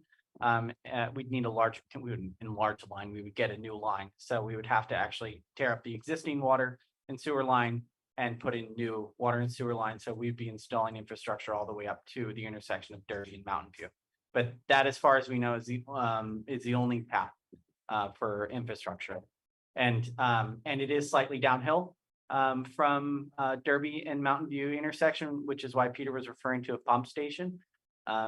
We don't know how big that would be or if it's required. I'm sorry, the diameter of the water is also based on a hydrant. So yeah, that's the route that we would assume we would go. Yeah, I mean, actually, the hydrant is a perfect example of something that when we met with, well, I can't remember if we knew it by then, but in the beginning, we had no idea about the hydrant. So then the hydrant comes up, and once the hydrant comes up, oh, and by the way, in order to get the pressure for the hydrant, you're gonna have to have a pipe that's this big instead of a pipe that's that big. So that these are things that we learned, fortunately, or we're learning. And again, the pump station, when I had the same reaction Charlie did when I first heard pump station. Actually, somebody, I can't remember who it was, but I think Zach or somebody said, it's not the station that's big, it's the tank. It's the holding tank. The station doesn't have to be just a pump. So a couple questions. One, where's the nearest fire hydrant? Is it right on Derby The Lane? nearest fire hydrant is on Derby. We were told that you have to be within 500 feet of fire hydrant, and but we're not sure to where. But the last lot on the second lot for Habitat would be pretty close. Now, I mean, it's conceivable that when we get the actual measurements due, that it would be within 500 feet, which in some ways would be great, because then we might not have to put a fire hydrant in, and then we might not have to have the extra big water pipes. Meredith, you're looking dubious. Yeah, no, sorry, that's, I was thinking, and I think that was rough numbers, that wasn't surveyed. But so that spacing has to be for the hose lines, right? To be able to get from the hydrant to where the truck is. And when we did a rough estimate, it looked like, if all that was developed were the 2 Habitat for Humanity parcels, then maybe they could get away without having to install a hydrant. Which would mean that the last 2 parcels would not be Right. developable. Right. See, But that's why it's a 6 parcel subdivision, but it might end up being 4. Sure. Well, I understand there's some minutiae here. I think that's helpful. Yeah. Info. I guess one other question, maybe slightly unrelated. Does National Life have like a right of way for access of their lands, like through the existing gravel drive, or is that a dead end? So like, It's a dead end. I believe the National Life land that's all around that is all in conservation. Yeah. There are lots of trails through it that are used, recreationally, but I don't think there's any. Now they do own, I believe, the top of Abbey, the top of the Abbey Road, Yeah. but they don't own any part of ours. Oh, and there's no right of way. Actually, sorry, just to go back on I mean, as Peter had mentioned earlier, we are planning to keep that one parcel into conservation, but as Meredith had noted or has comments had come from Zach, that might be a lot that we might need to use for stormwater mitigation. Yeah. Topography is a little bit tough, and we kind of want to keep it as is. But we noticed in the report there was basically no public parks within a half mile. But National Life is right there. I know it's technically privately owned, but it is open to the public, and it is an open. So I was just curious why that wasn't included, or if that just couldn't be included. Because we don't have a definition, I don't believe, of what a public park is. So that's another thing where the board is going to need to make an interpretation. Yeah, by the way, there's another one So too. you're allowed to argue for what you believe means that when we get to the final application. There's also, Colonial Drive also has a park which is open to the public. Yeah, so it's finding something within the right range. And so that's one reason I called that out there and said, staff isn't aware. If you come up with something that fits, argue it and we'll talk about it. And we'll see what we can. Yeah, that's relevant to your final application. Yeah. At that time, come up with the documentation, and I guess, the board can decide. On that. It's one of those small nitpicky things where when we're all in our pre-application discussions, I don't necessarily do the full line by line analysis that I then get to with the staff report. And so that's one of those things where I looked at it and I went, oh, we didn't talk about this. So I guess, would the intention be to try to get the road accepted as a public city street, or to remain private, or do you not know at this time? That is an okay answer at the end. Don't know. That's Just like fine. we really don't know anything. Our goal would be probably to have it accepted as a city street.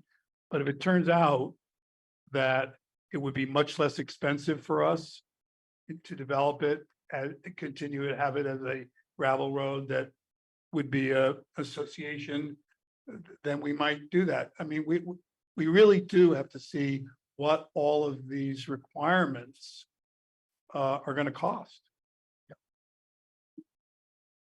Absolutely. Okay, so moving on here, I think I'm now moving on page 10 of the staff report. Don't see any issues to really discuss this time about traffic. And configuration of parcel boundaries. I think we've got a sketch here, and we've discussed that some related to the development of a survey for final. Board members have anything to add at this time, going forward? Good. All right. Are you talking about section 3505? Could you say it by section versus page number? Yes, I am now on section 3505, which was related to parcel dimensions, which we talked some about that. I think that's ultimately going to be decided once you have your final configuration after a survey, scaling on your plan, but might be worth waiting on that analysis.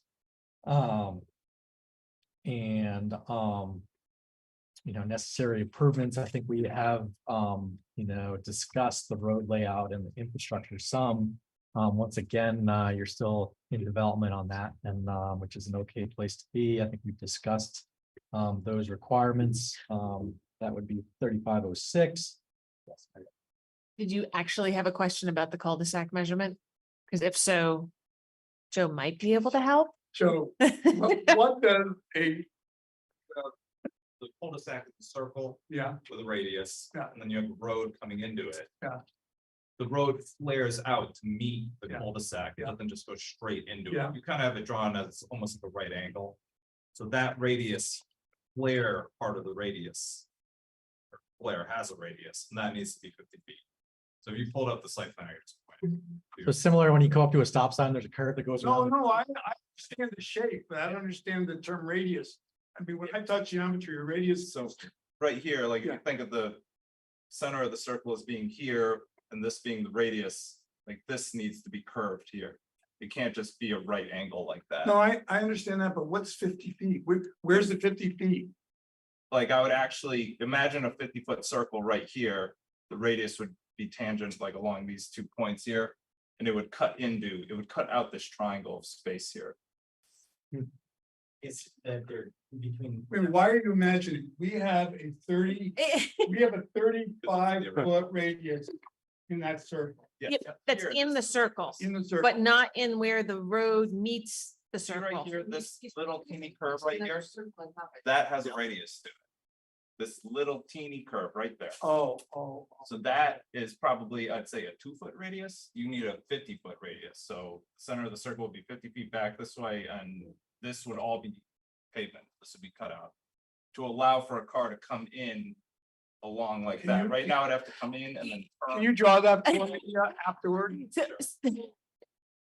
That would be a standard that probably you'd be able to pull from like V-Trans or something like that. That Scary Department of huge. Public Works could throw in and then you'd have that for your surveyor to then incorporate into the plan. Yeah, and Can then you go back to why we might not be allowed to have a cul-de-sac? Because I would love to not be allowed to have a cul-de-sac. Yeah. I'd recommend, well, I think it comes to a couple of things. It's Public Works, and then there's also a fire department approval, consideration. So it's really more of, it's like the board's gonna defer mostly to their professional judgment as to the requirements there. So just continue your communication with them and incorporate it into your final proposal. Well, Well, I would say that almost certainly makes it so we can't have a 6-lot subdivision. As you saw, the square footage was almost, we barely made it fit. So I think that's probably. well, it's also come up with your alternatives, right? Have a couple of different designs and then have a meeting with Fire Chief Gowans, have a meeting with DPW to say, look, this is what happens when we do this. This is what happens when we do this. Would you be willing to go with your second preference, or do you really need your first preference?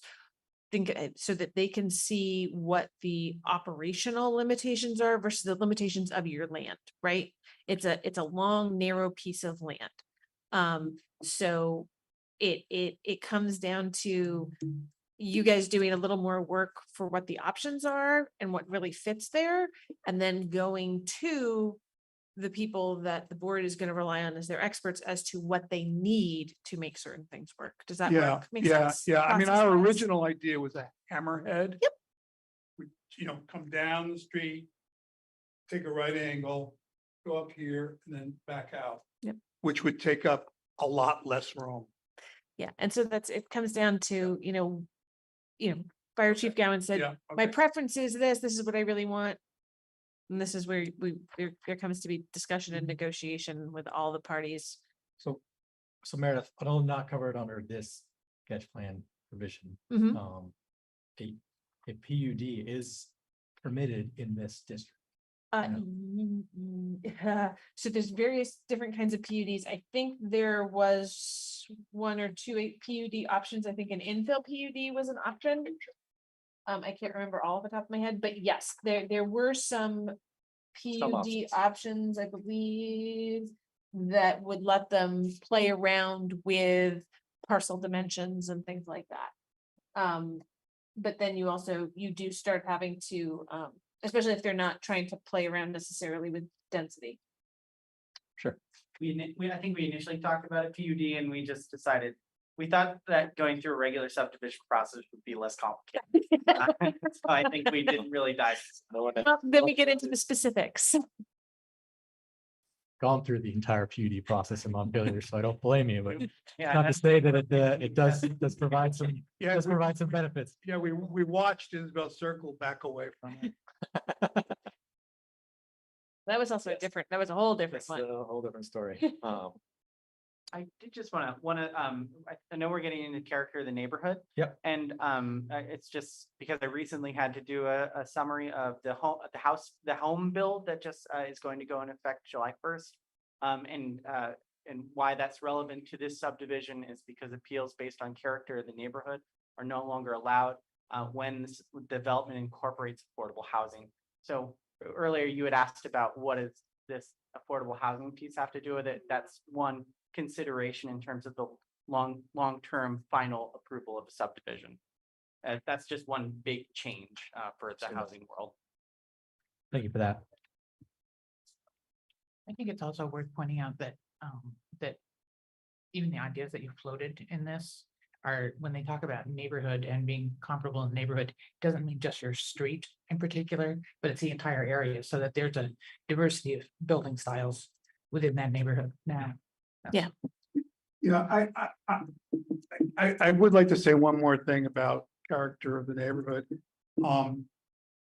This neighborhood actually was developed as a working class neighborhood. And Sandy's parents bought that house probably, or built that house for way less money than they could sell it for today. I think this is very much within the character of the neighborhood. Maybe architecturally, it might be different. But I think that intent and the type of housing we're talking about, it's very, very much in the character of the neighborhood.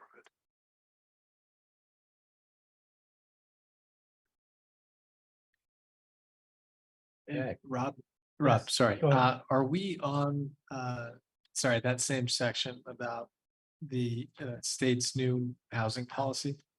3,000.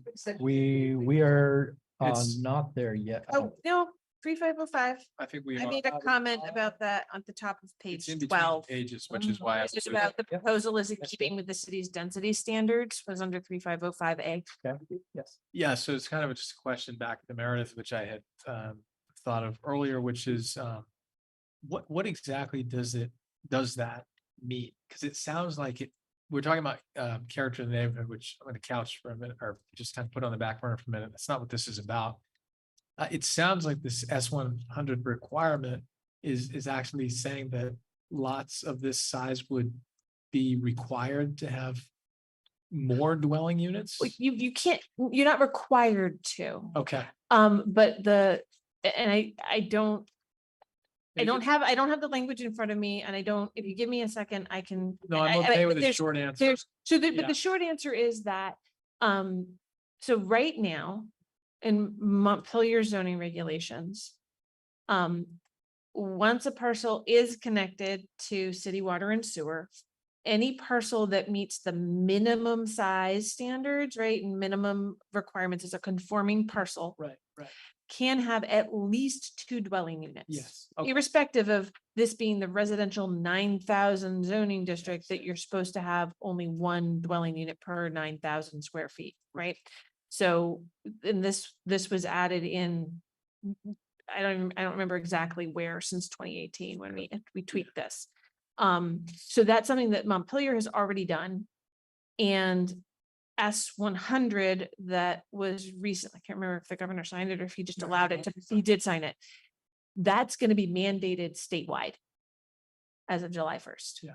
So that connected to city water and sewer, I don't even remember, I think it says it has to meet the minimum dimensional standards, but I can't remember for sure. You have to allow up to 2 dwelling units. Right. I'm Right. with you there. So that's what this was saying, is that, this clause about the proposal is in keeping with the city's density standards for that neighborhood. Right. No, We're gonna be, when we're making changes to the city zoning regulations, hopefully this summer for compliance with S100, that particular line is probably gonna get changed, because right now that's basically a violation in some ways. Okay, so just for the rest of you folks out there, if you didn't pick up on that, I think long and short of it is that the character of the neighborhood might suggest 1 building lot per proposed lot, but in fact, the state's new regulations are going to make it possible, not mandatory, but they're going to mandate that this accessory dwelling unit be a possibility for all these lots, and that Well, it's has. not even accessory dwelling unit, right? An ADU is a very specific definition yeah, of okay. being a smaller than Sorry. 2 dwelling units, So- whether it's separate buildings or single. Right. You can't say no just because of. Right. You can't say no Okay, so, if it's connected to water and sewer. okay, well, I'll hold the next question, because it's not relevant right now, but just wanted everybody to have clarity on that. Because I had a question about it, so, thank you. Sorry, Yes, Zach? just sounded like you said that you could have 2 dwelling units per parcel and you could have an ADU per parcel. No, That's that's what it- separate. I'm No, no, sorry, no. That's what it just sounded like No. you said, so No, that's. I was just saying I that just wanted the to excess, clarify that it's not a. what- calling something an accessory dwelling unit within this part of the discussion about S100. Great. You just don't use that term. Just clarify. No. Yeah. Yeah, Yes. and I'm glad you asked too, because that's what I was gonna clarify later, and They have, as far as I know, they haven't changed the provisions about accessory dwelling units and how those are defined. Those are defined in relation to a single family home. So once you have a have duplex. 2 of whatever configuration, once you add a third, you now have 3 units, no accessory dwelling Got it. units. Makes sense. Okay, thanks.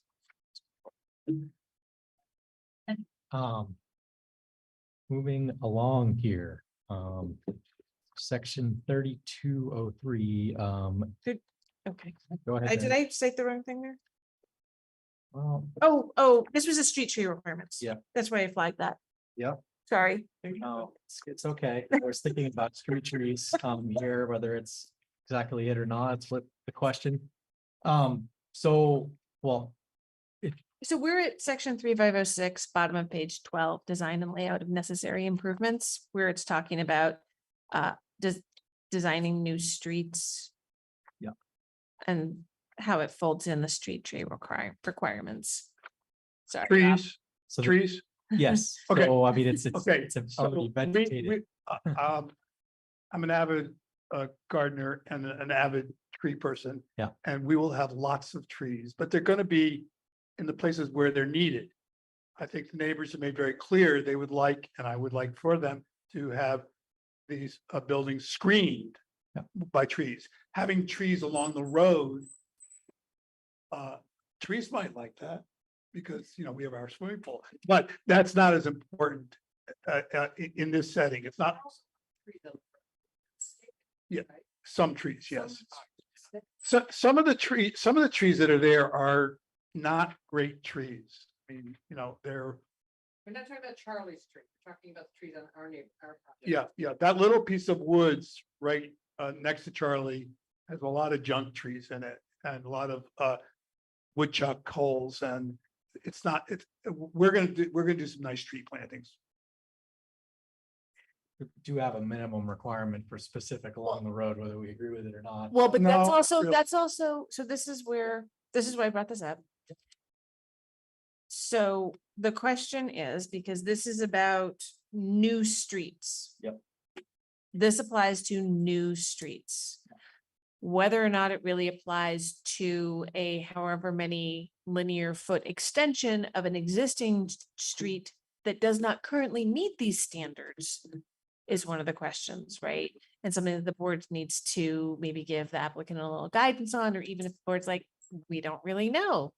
Can you try to meet the standards and then show us where you can't, right? That's the kind of, you know, it's not like, you know, Department of Public Works has said, you don't need to meet the new street width standards because that doesn't make sense. Right. Doesn't make sense to put a wider dead end on this road and add a sidewalk to nowhere. You can meet the existing width of the existing road. You know, there's certain standards they're going to waive because they don't see it as a new street. If the town adopted it, Pardon? if the town adopted it, it's just a big question for everybody. If the town adopted it, right, as a street, would it then possibly be classified that way or? So they have standards, and that's in the comments that were folded in from the director Kurt Monica and from Corey Line, the project management director, who is also the roads, he is the roads guru for DPW.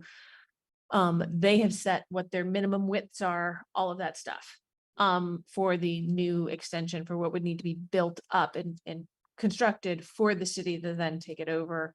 This is their initial interpretation, subject to a later agreement. At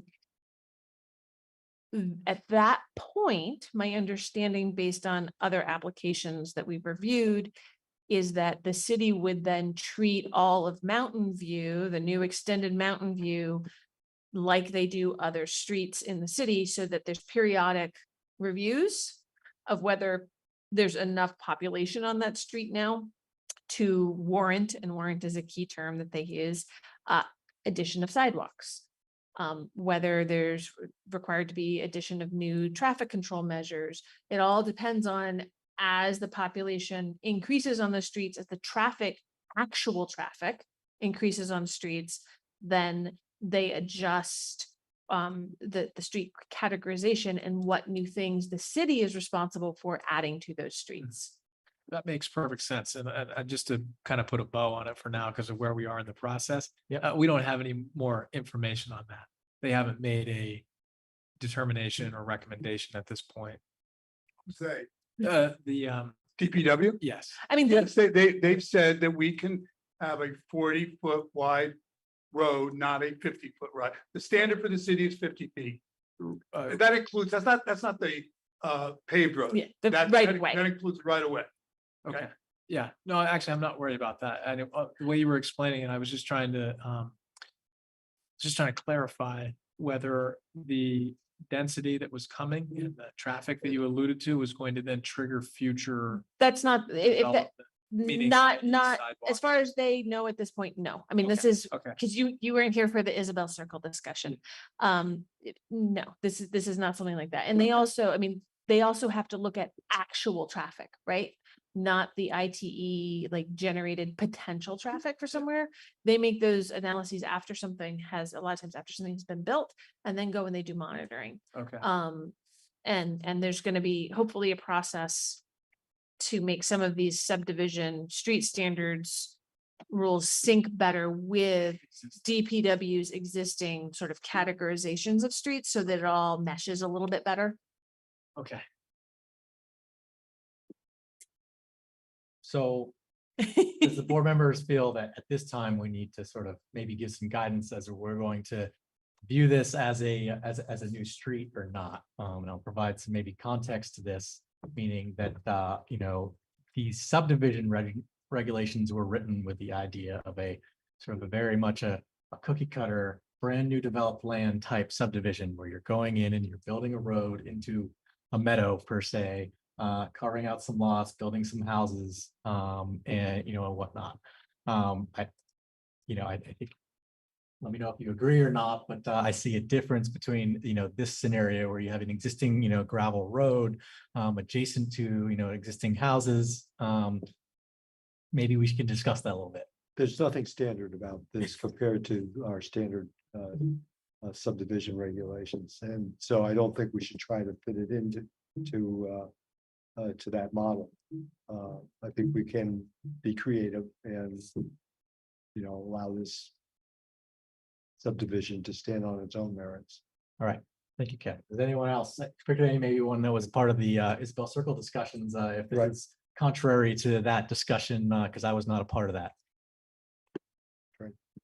I was just thinking as we were going over this, that when they were talking about streets in that area, the traffic numbers are just so much higher than what we're talking about here. That even if you built out everything that you proposed here, we're talking about just very, very low traffic numbers. So it's not going to be in line for a sidewalk anytime soon. It's not, just none of those mitigations. So it seems to me to make sense to err maybe more on the side that DPW has, where this is not a new street, this is an extension. I wouldn't be looking for a full blown new street trees, for example. All right, well, I think we have some consensus. Anyone else over there have any feel differently? Rob, can I? Yes, go ahead. I would just pose this as something for you guys to consider. Yeah. I'm grateful for what you just said. And I like the way you phrased it. This is infill. And if we're gonna crack the nut of the housing shortage, there's gonna have to be more projects like this. So I think even though you each spoke about our particular project, I think you should be thinking about other projects that might come along where there's like this, where something's going to go in, where something already existed. It's not Saban's pasture. That's what we live to do. Absolutely. So it might be, if there are trees that you definitely want to preserve that are near the street that could count as street Yeah. trees. work with people, work with a way when the infrastructure is growing in to figure out protections for that, those types of things. But yeah, Don't have to maybe. keep the woodchucks doing. Good looking. No, don't talk to me about woodchucks. I garden. So yeah, All right, so it's moving along. I'm on 32, it's not 3203, actually, it's section 3506. Right. E, which is on page 13 of the staff report. Applicants following along there. That's a little bit of a skip here. You on it? Public and private utility. Public and private utilities, perfect. So this is something we've dealt with on a number of, subdivisions.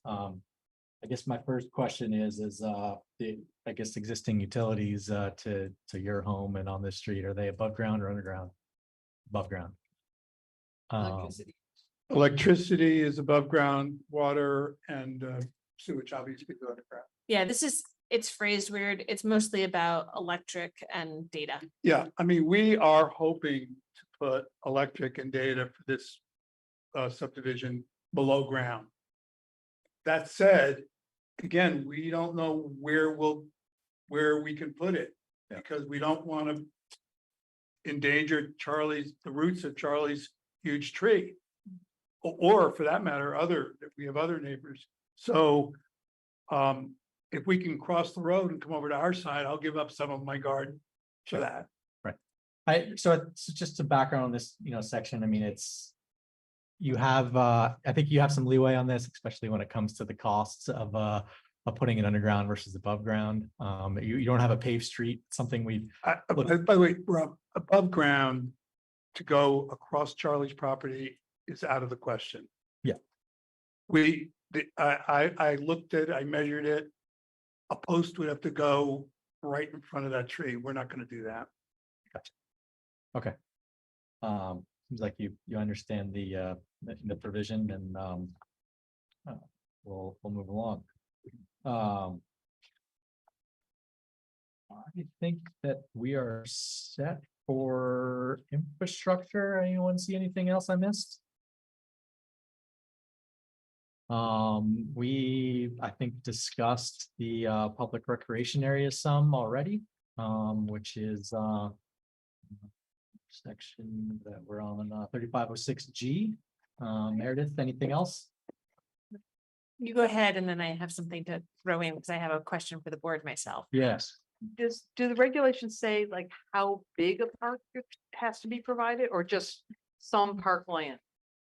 We don't have guidance on that. So you're providing the common recreation Yes, area, right. there is a square footage. It does that when it says just or public parks within so many walking feet, there's no dimensions for how big that public park has to be. Okay, so we have this, I don't know what lot number is it in the back? 5. Lot 4 in the back, okay. It's 5, whatever. The The one in one the in the back, back. one in the back that everybody walks their dogs through. It's a very pretty little wooded area. Duncan mows the thing. It's very nice. If we kept that undeveloped, it would have to be a certain amount of square feet in order to satisfy this requirement, potentially. Oh, yes, if you kept that undeveloped, to satisfy this requirement, Yeah, to satisfy this. if it wasn't public, if it was commonly owned by all the other parcels, it would have to meet a certain number of square feet. Yes, right. 400 square feet And if per we- and dwelling if unit. if the city purchased it from us, or we donate it to the city, then that goes away. Okay. And I did have a question Go ahead. for the board. Yep. As the planning department is looking at making some regulatory changes and proposing some through the planning commission. As I was reading this is the first time this has really come up hardcore, because there was so much land for Isabel Circle that was going to be commonly owned. That for a subdivision like this right now, where especially you're in residential 9,000, you have a coverage max per parcel of 40%. Yeah. And a parcel size of minimum parcel size of 9,000 square feet. each individual parcel is already gonna be left with, I worked out the numbers. Oh, 3,300. Yeah, Yeah. but a very large, 4,000 plus square feet of land that can't be covered with impervious surfaces, no gravel, anything, no pavement, no buildings. Right. So I just wanted to ask the board whether or not they felt that that standard for at least for these kinds of parcel developments and sizes seemed reasonable, or what's the benefit to having that common open area versus you already have 3,000 square feet of yard and trees to do with, have your passive recreation is, that's way more than 400 square feet. Well, Yeah, I only have two quick points. They're very different. Go ahead, Brian. Thank you, guys. Sorry. So how does it apply? Well, first of all, we don't know, with the proposed development, if that lot is developable yet. Based on, I'm just talking about the standard in general. I know. Okay. I'm saying as it applies to this project, though, it would be important to know whether that's developable or not first. Because if it's not, then it becomes an easy place to dedicate something. The other thing maybe is just the comments we've heard from neighbors, right, is that there's a desire to have some of this land, like you said, for folks to walk dogs, et cetera, right? So some common space. It just seems plausible that it could be a good way to provide that as an amenity for the development, right? So kind of different sides of the spectrum there, of the conversation. but- It has to be a certain size. Well, in fact, if it was the size that it was required based on this current standard, it would be 4,000 square feet, which is only about half of the current subdivided lot. So, The thing is, all of this is also dependent on things that we don't know. Yeah. But yes, we've thought about that. We've thought about using that lot as the recreation if we needed it, but if we get, more lots we can't build, then we don't need a recreation area. But we've always wanted to leave the path and those trees there in some way. But we don't know how. We don't know right now.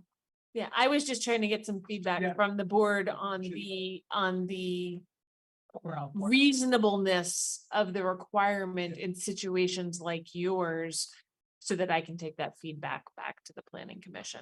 That's all. If there Where were any people have lots questions of about the land, reasonableness. You've got it 9,000 square feet and only 40% of it is impervious and the rest of it is yard or garden. Trees or gardens. So do, So it's a- do you need, that's my thing, do you also need a park?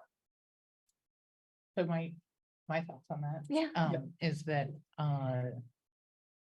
is it sort of, it also feels a little dated to that requirement. In Mhm. the same way that, only having one unit on one lot per house is sort of a dated concept at this juncture. So that in terms, when you have a lawn that size or that much garden space, it doesn't feel as critical to have that 400. I think it's important that everybody have access to outdoor space. And where density is higher, lots are smaller. I think it is important to preserve that, but in the situation that these guys are looking at or other similar situations, I feel like it's not necessary. It's my feedback. Especially if you link it to the coverage requirements, because Exactly. density, right now, there's discussion about changing density, but if your coverage requirements. Yeah. Thanks. That was fun, wasn't it? Taylor, Especially if, the city is looking at, some density changes, the state may be mandating some other density changes, but if they aren't mandating coverage changes and we still have this 40% coverage max, that really limits right. how much of that green space is going to get And taken away. I do think that density plays some Mhm. relation to that, if you have. Yeah. This square footage, but it's a higher density. Yeah. Then maybe the pressure for that space is actually more. Yep. So that needs to be kind of figured in with it. But I wanted that input, so it's something I could. Yeah. So planning commission doesn't lose sight of Yeah. that requirement as they're looking at other Yeah. things. I guess where there may be some overlap between, this what we're talking about is, maybe it's not as much of a square footage area, but it's shifting it and looking more at, increasing the connectivity of pedestrian and, and bicycle type, type uses. For instance, if you have an undeveloped lot in the middle of, developed Montpelier, you want to increase the, recreational opportunities for passing, through, that might be more important for a tiny little swath that is under the acreage but benefits the public. So that might be another way of looking at it. I think the other point is that we have a provision in there as like within half a mile of public park. Well, that's kind of maybe just like pulled out of nowhere. What if, what if that was a mile? Would that be all of Montpelier? It's a little bit of a subjective nature. I have looked through the rest of the staff report. I don't see anything that I don't feel will get addressed through the rest of your process. And maybe worth further discussion on the final application, given that it's 9 p.m. So unless you applicants had any more questions on the staff report or guidance you need to continue your process here, let us know.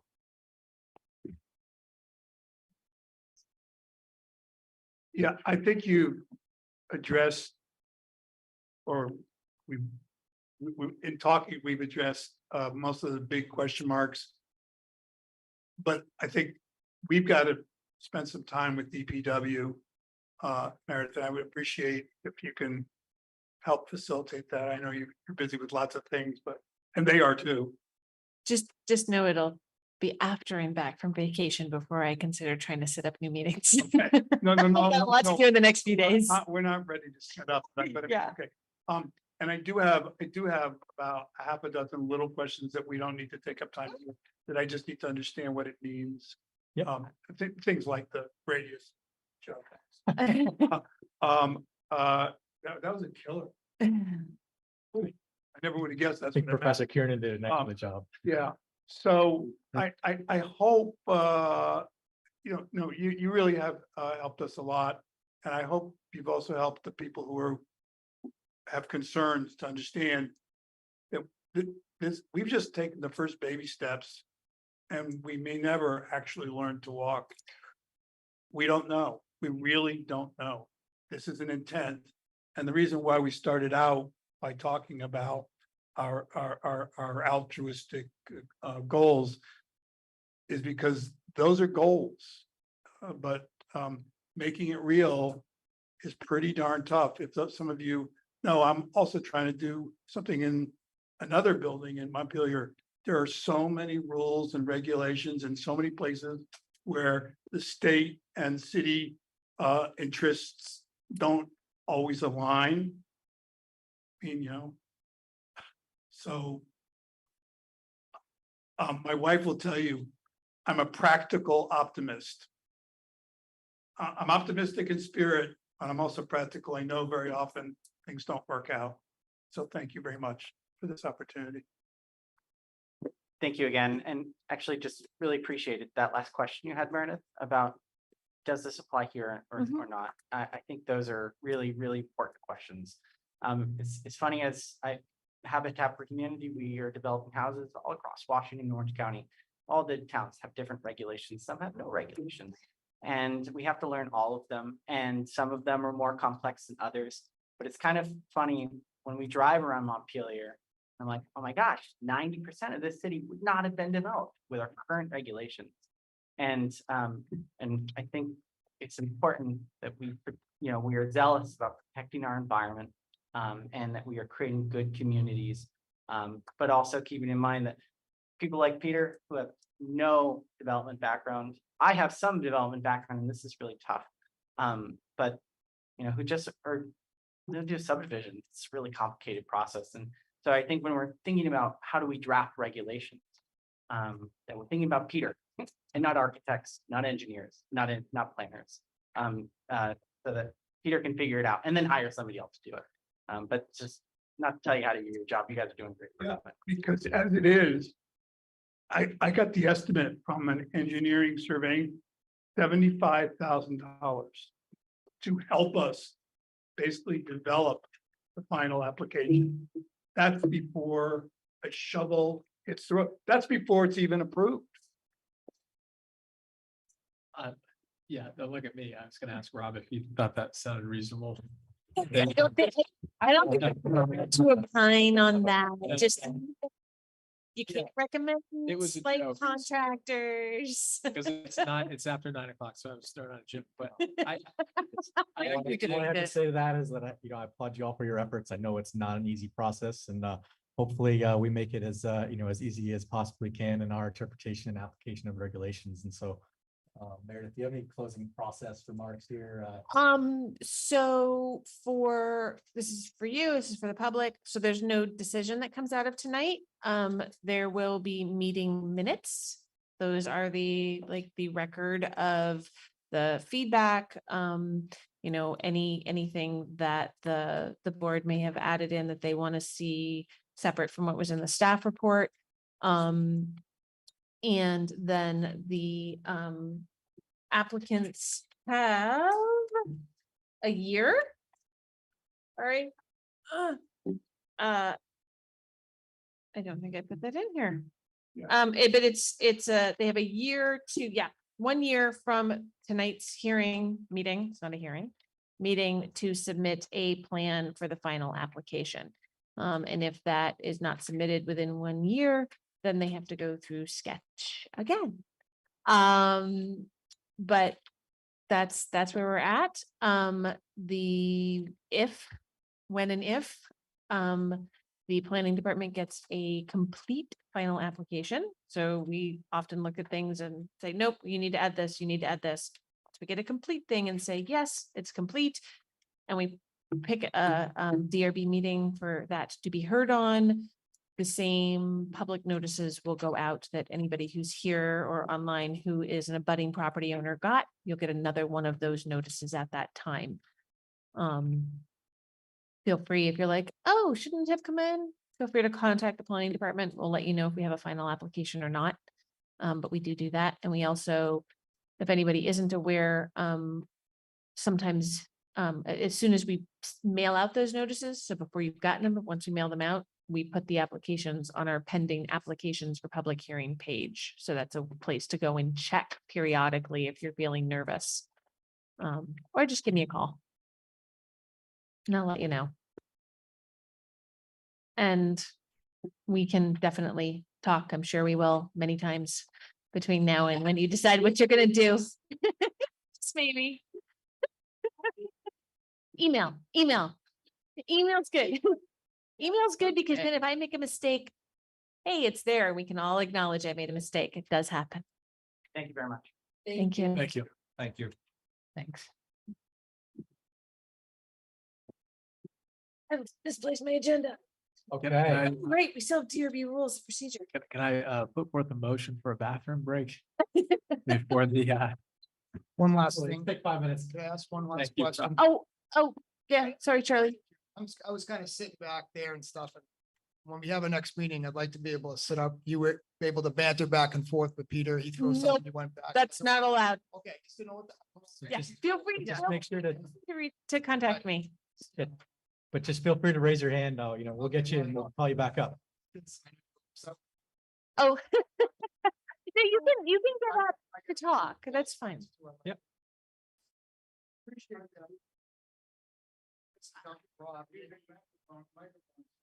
Wait, so the microphones are more for remote people because we have people on remotely and that's how they make the minutes. Why you can get it. Part of that. Right, it doesn't, that, it doesn't really. Yeah, you, not with him. If you have additional comments to make, you can definitely.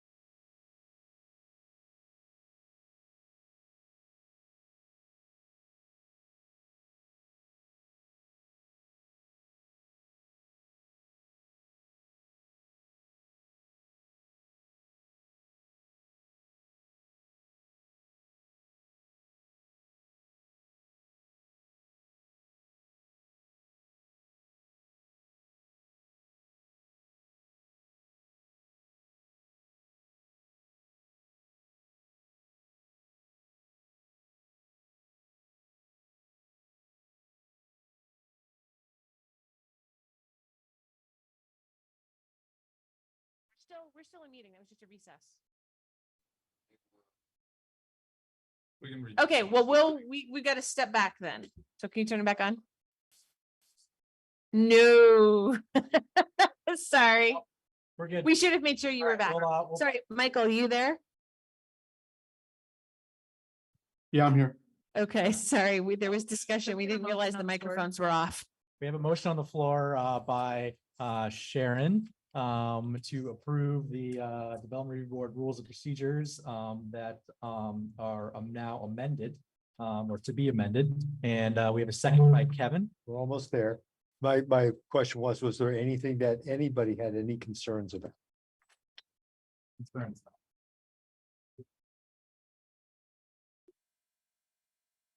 I think the most like controversial item is the quorum to may transact all business of the board, and the little caveat I put in there about Which section? approving. So this is on page 4, bottom of page 4, section 6, voting, so 6D.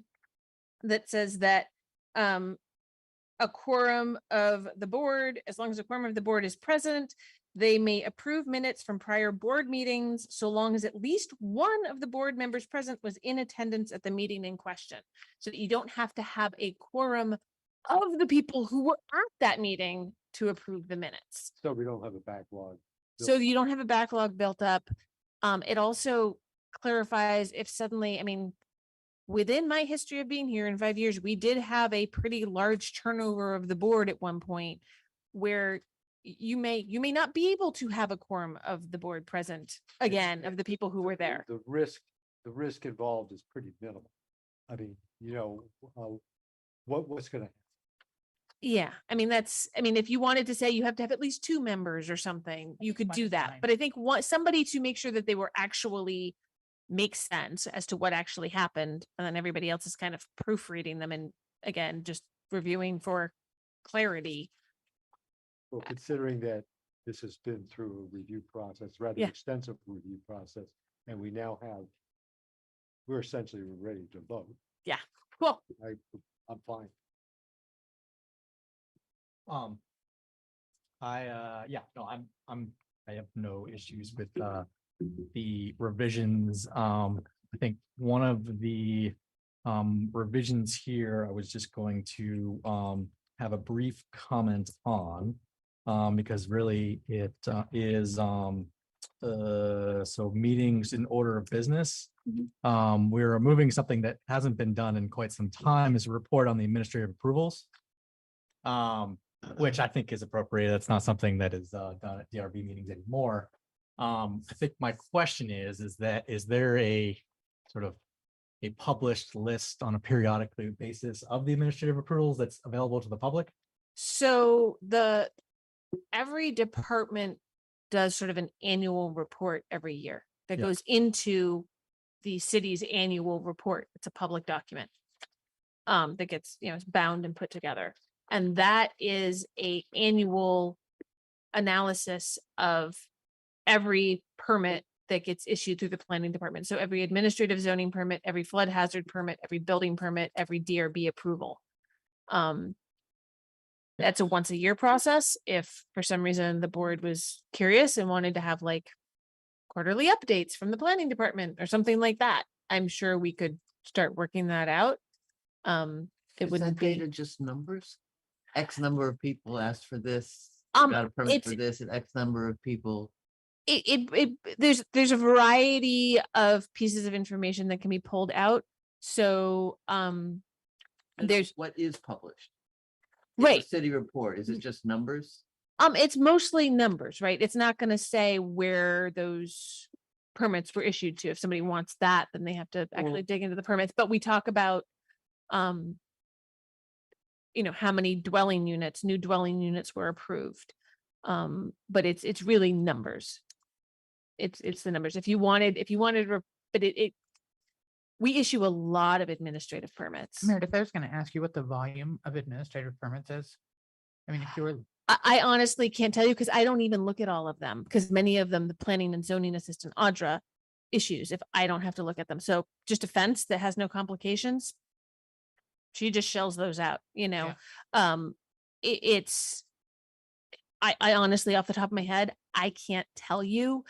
It's quite a few. I mean, the board used to have to almost every time that there's a DRB meeting, there's going to be a design review committee meeting that reviews permits that you don't see. So every single sign change you see throughout the city, we have to issue a permit for, whether it's within the design review committee or not. So it's a lot. Where exactly are you looking at this? Now? This is the other order of business on top of page 4. It starts on page 3 and goes to page 4. So it's something that hasn't been done in quite some Yeah. time. Because it used to be that, right, everything that went through design review, the DRB had to sign off on. I mean, Sharon, I think you were part of the DRB when that happened. And then my understanding is there was also supposed to be a report, every, twice a month to the board on additional administrative approvals because there weren't that many. Sure. But when the zoning changed in 2018, lots of, there was now suddenly administrative site plan. So I guess So I will, conclude my comment with just a mere recommendation to the planning department as we move towards a phase of like increased public access and electronic information, is that we move in the direction of maybe just a list of the date at which the permits are approved, the location at which they are, and maybe that's all the information that's published. The idea being that if someone were to have an issue with some permit, they would be able to see it in the time at which they had to, take action on it. And it seems like something that maybe isn't automatically, worked into the current systems, but as we develop, maybe something that could take the place of a report in a public meeting. So Like the zoning thing you have to put on the property. So you're thinking of something that's a little more upfront than what the statutes actually require, right? So the statutes require that we post a physical copy of the permit, which we do here in the main hall of City Hall. Yeah. And then the property owner is supposed to, if it's an administrative permit, put up their notice of permit issuance. That's the 15-day appeal period. Now there are municipalities that also post. They have a page where every single DRB decision, sometimes every single permit that gets issued, it is posted on the city's website. That I don't know how that works into the city's actual contract for data, how long we would have to keep that. Once we started doing that, it would need to be kept up for sure. That's something I can look into. It is something I've been curious about. Yeah. As the city's website is evolving and we're trying to make the planning department website more outreach friendly. So is that something along the lines of what you're thinking of? If we're not doing even in the public, this is still a limited outreach. Absolutely. And I think I understand that there are barriers to being able to do that, based on how you do business. Just highlighting that as a as a goal for transparency and an organization, and we talk about posting permits at the nearest bulletin board and the wherever. It's like we may be to a point where those provisions start to just disappear from the regulations as we move into a different phase where things are posted on the internet and easier to find. So that's just my comment in removing that. Has nothing to do with any changes to the regulations here, but I don't want to make it appear that we're reducing access to the public by reporting of information by this process. So Nope. any more discussion? Okay, seeing none, we'll do a roll call vote on this since we are amending our rules. Sharon, how do you vote? In favor? Kevin? Yes. Brian? Yes. Alex? Yes. Joe? Yes. And Michael? Yes. And Rob, myself votes yes. The amendments to our DRB rules of procedure are approved. Thank you, Meredith, for your hard work on this. Thank Appreciate you. I'm just glad I finally got to it. Yeah. We can make a motion. to Well adjourn. done at the stroke of 9:30. We have a motion to adjourn. Thank you, Sharon. Good night. Motion by Sharon, second by Joe. All those in favor say aye. Aye. Adjourned. Our next meeting reminder is on the 17th, which we do not have one the week of July 4th. Meredith, Correct. and you have a wonderful vacation. Thank you. I hope everybody else gets a good break in there too. 17th of July. We skipped the first July meeting because I won't be here. Do you have applicants for that? Actually, I may have not be applicants for that meeting. Uh, On the 17th. yes. Sorry, I'm like, do we? Well, then I know it, so. It's, I mean, because I think Friday is the deadline to get on there. I've been trying to.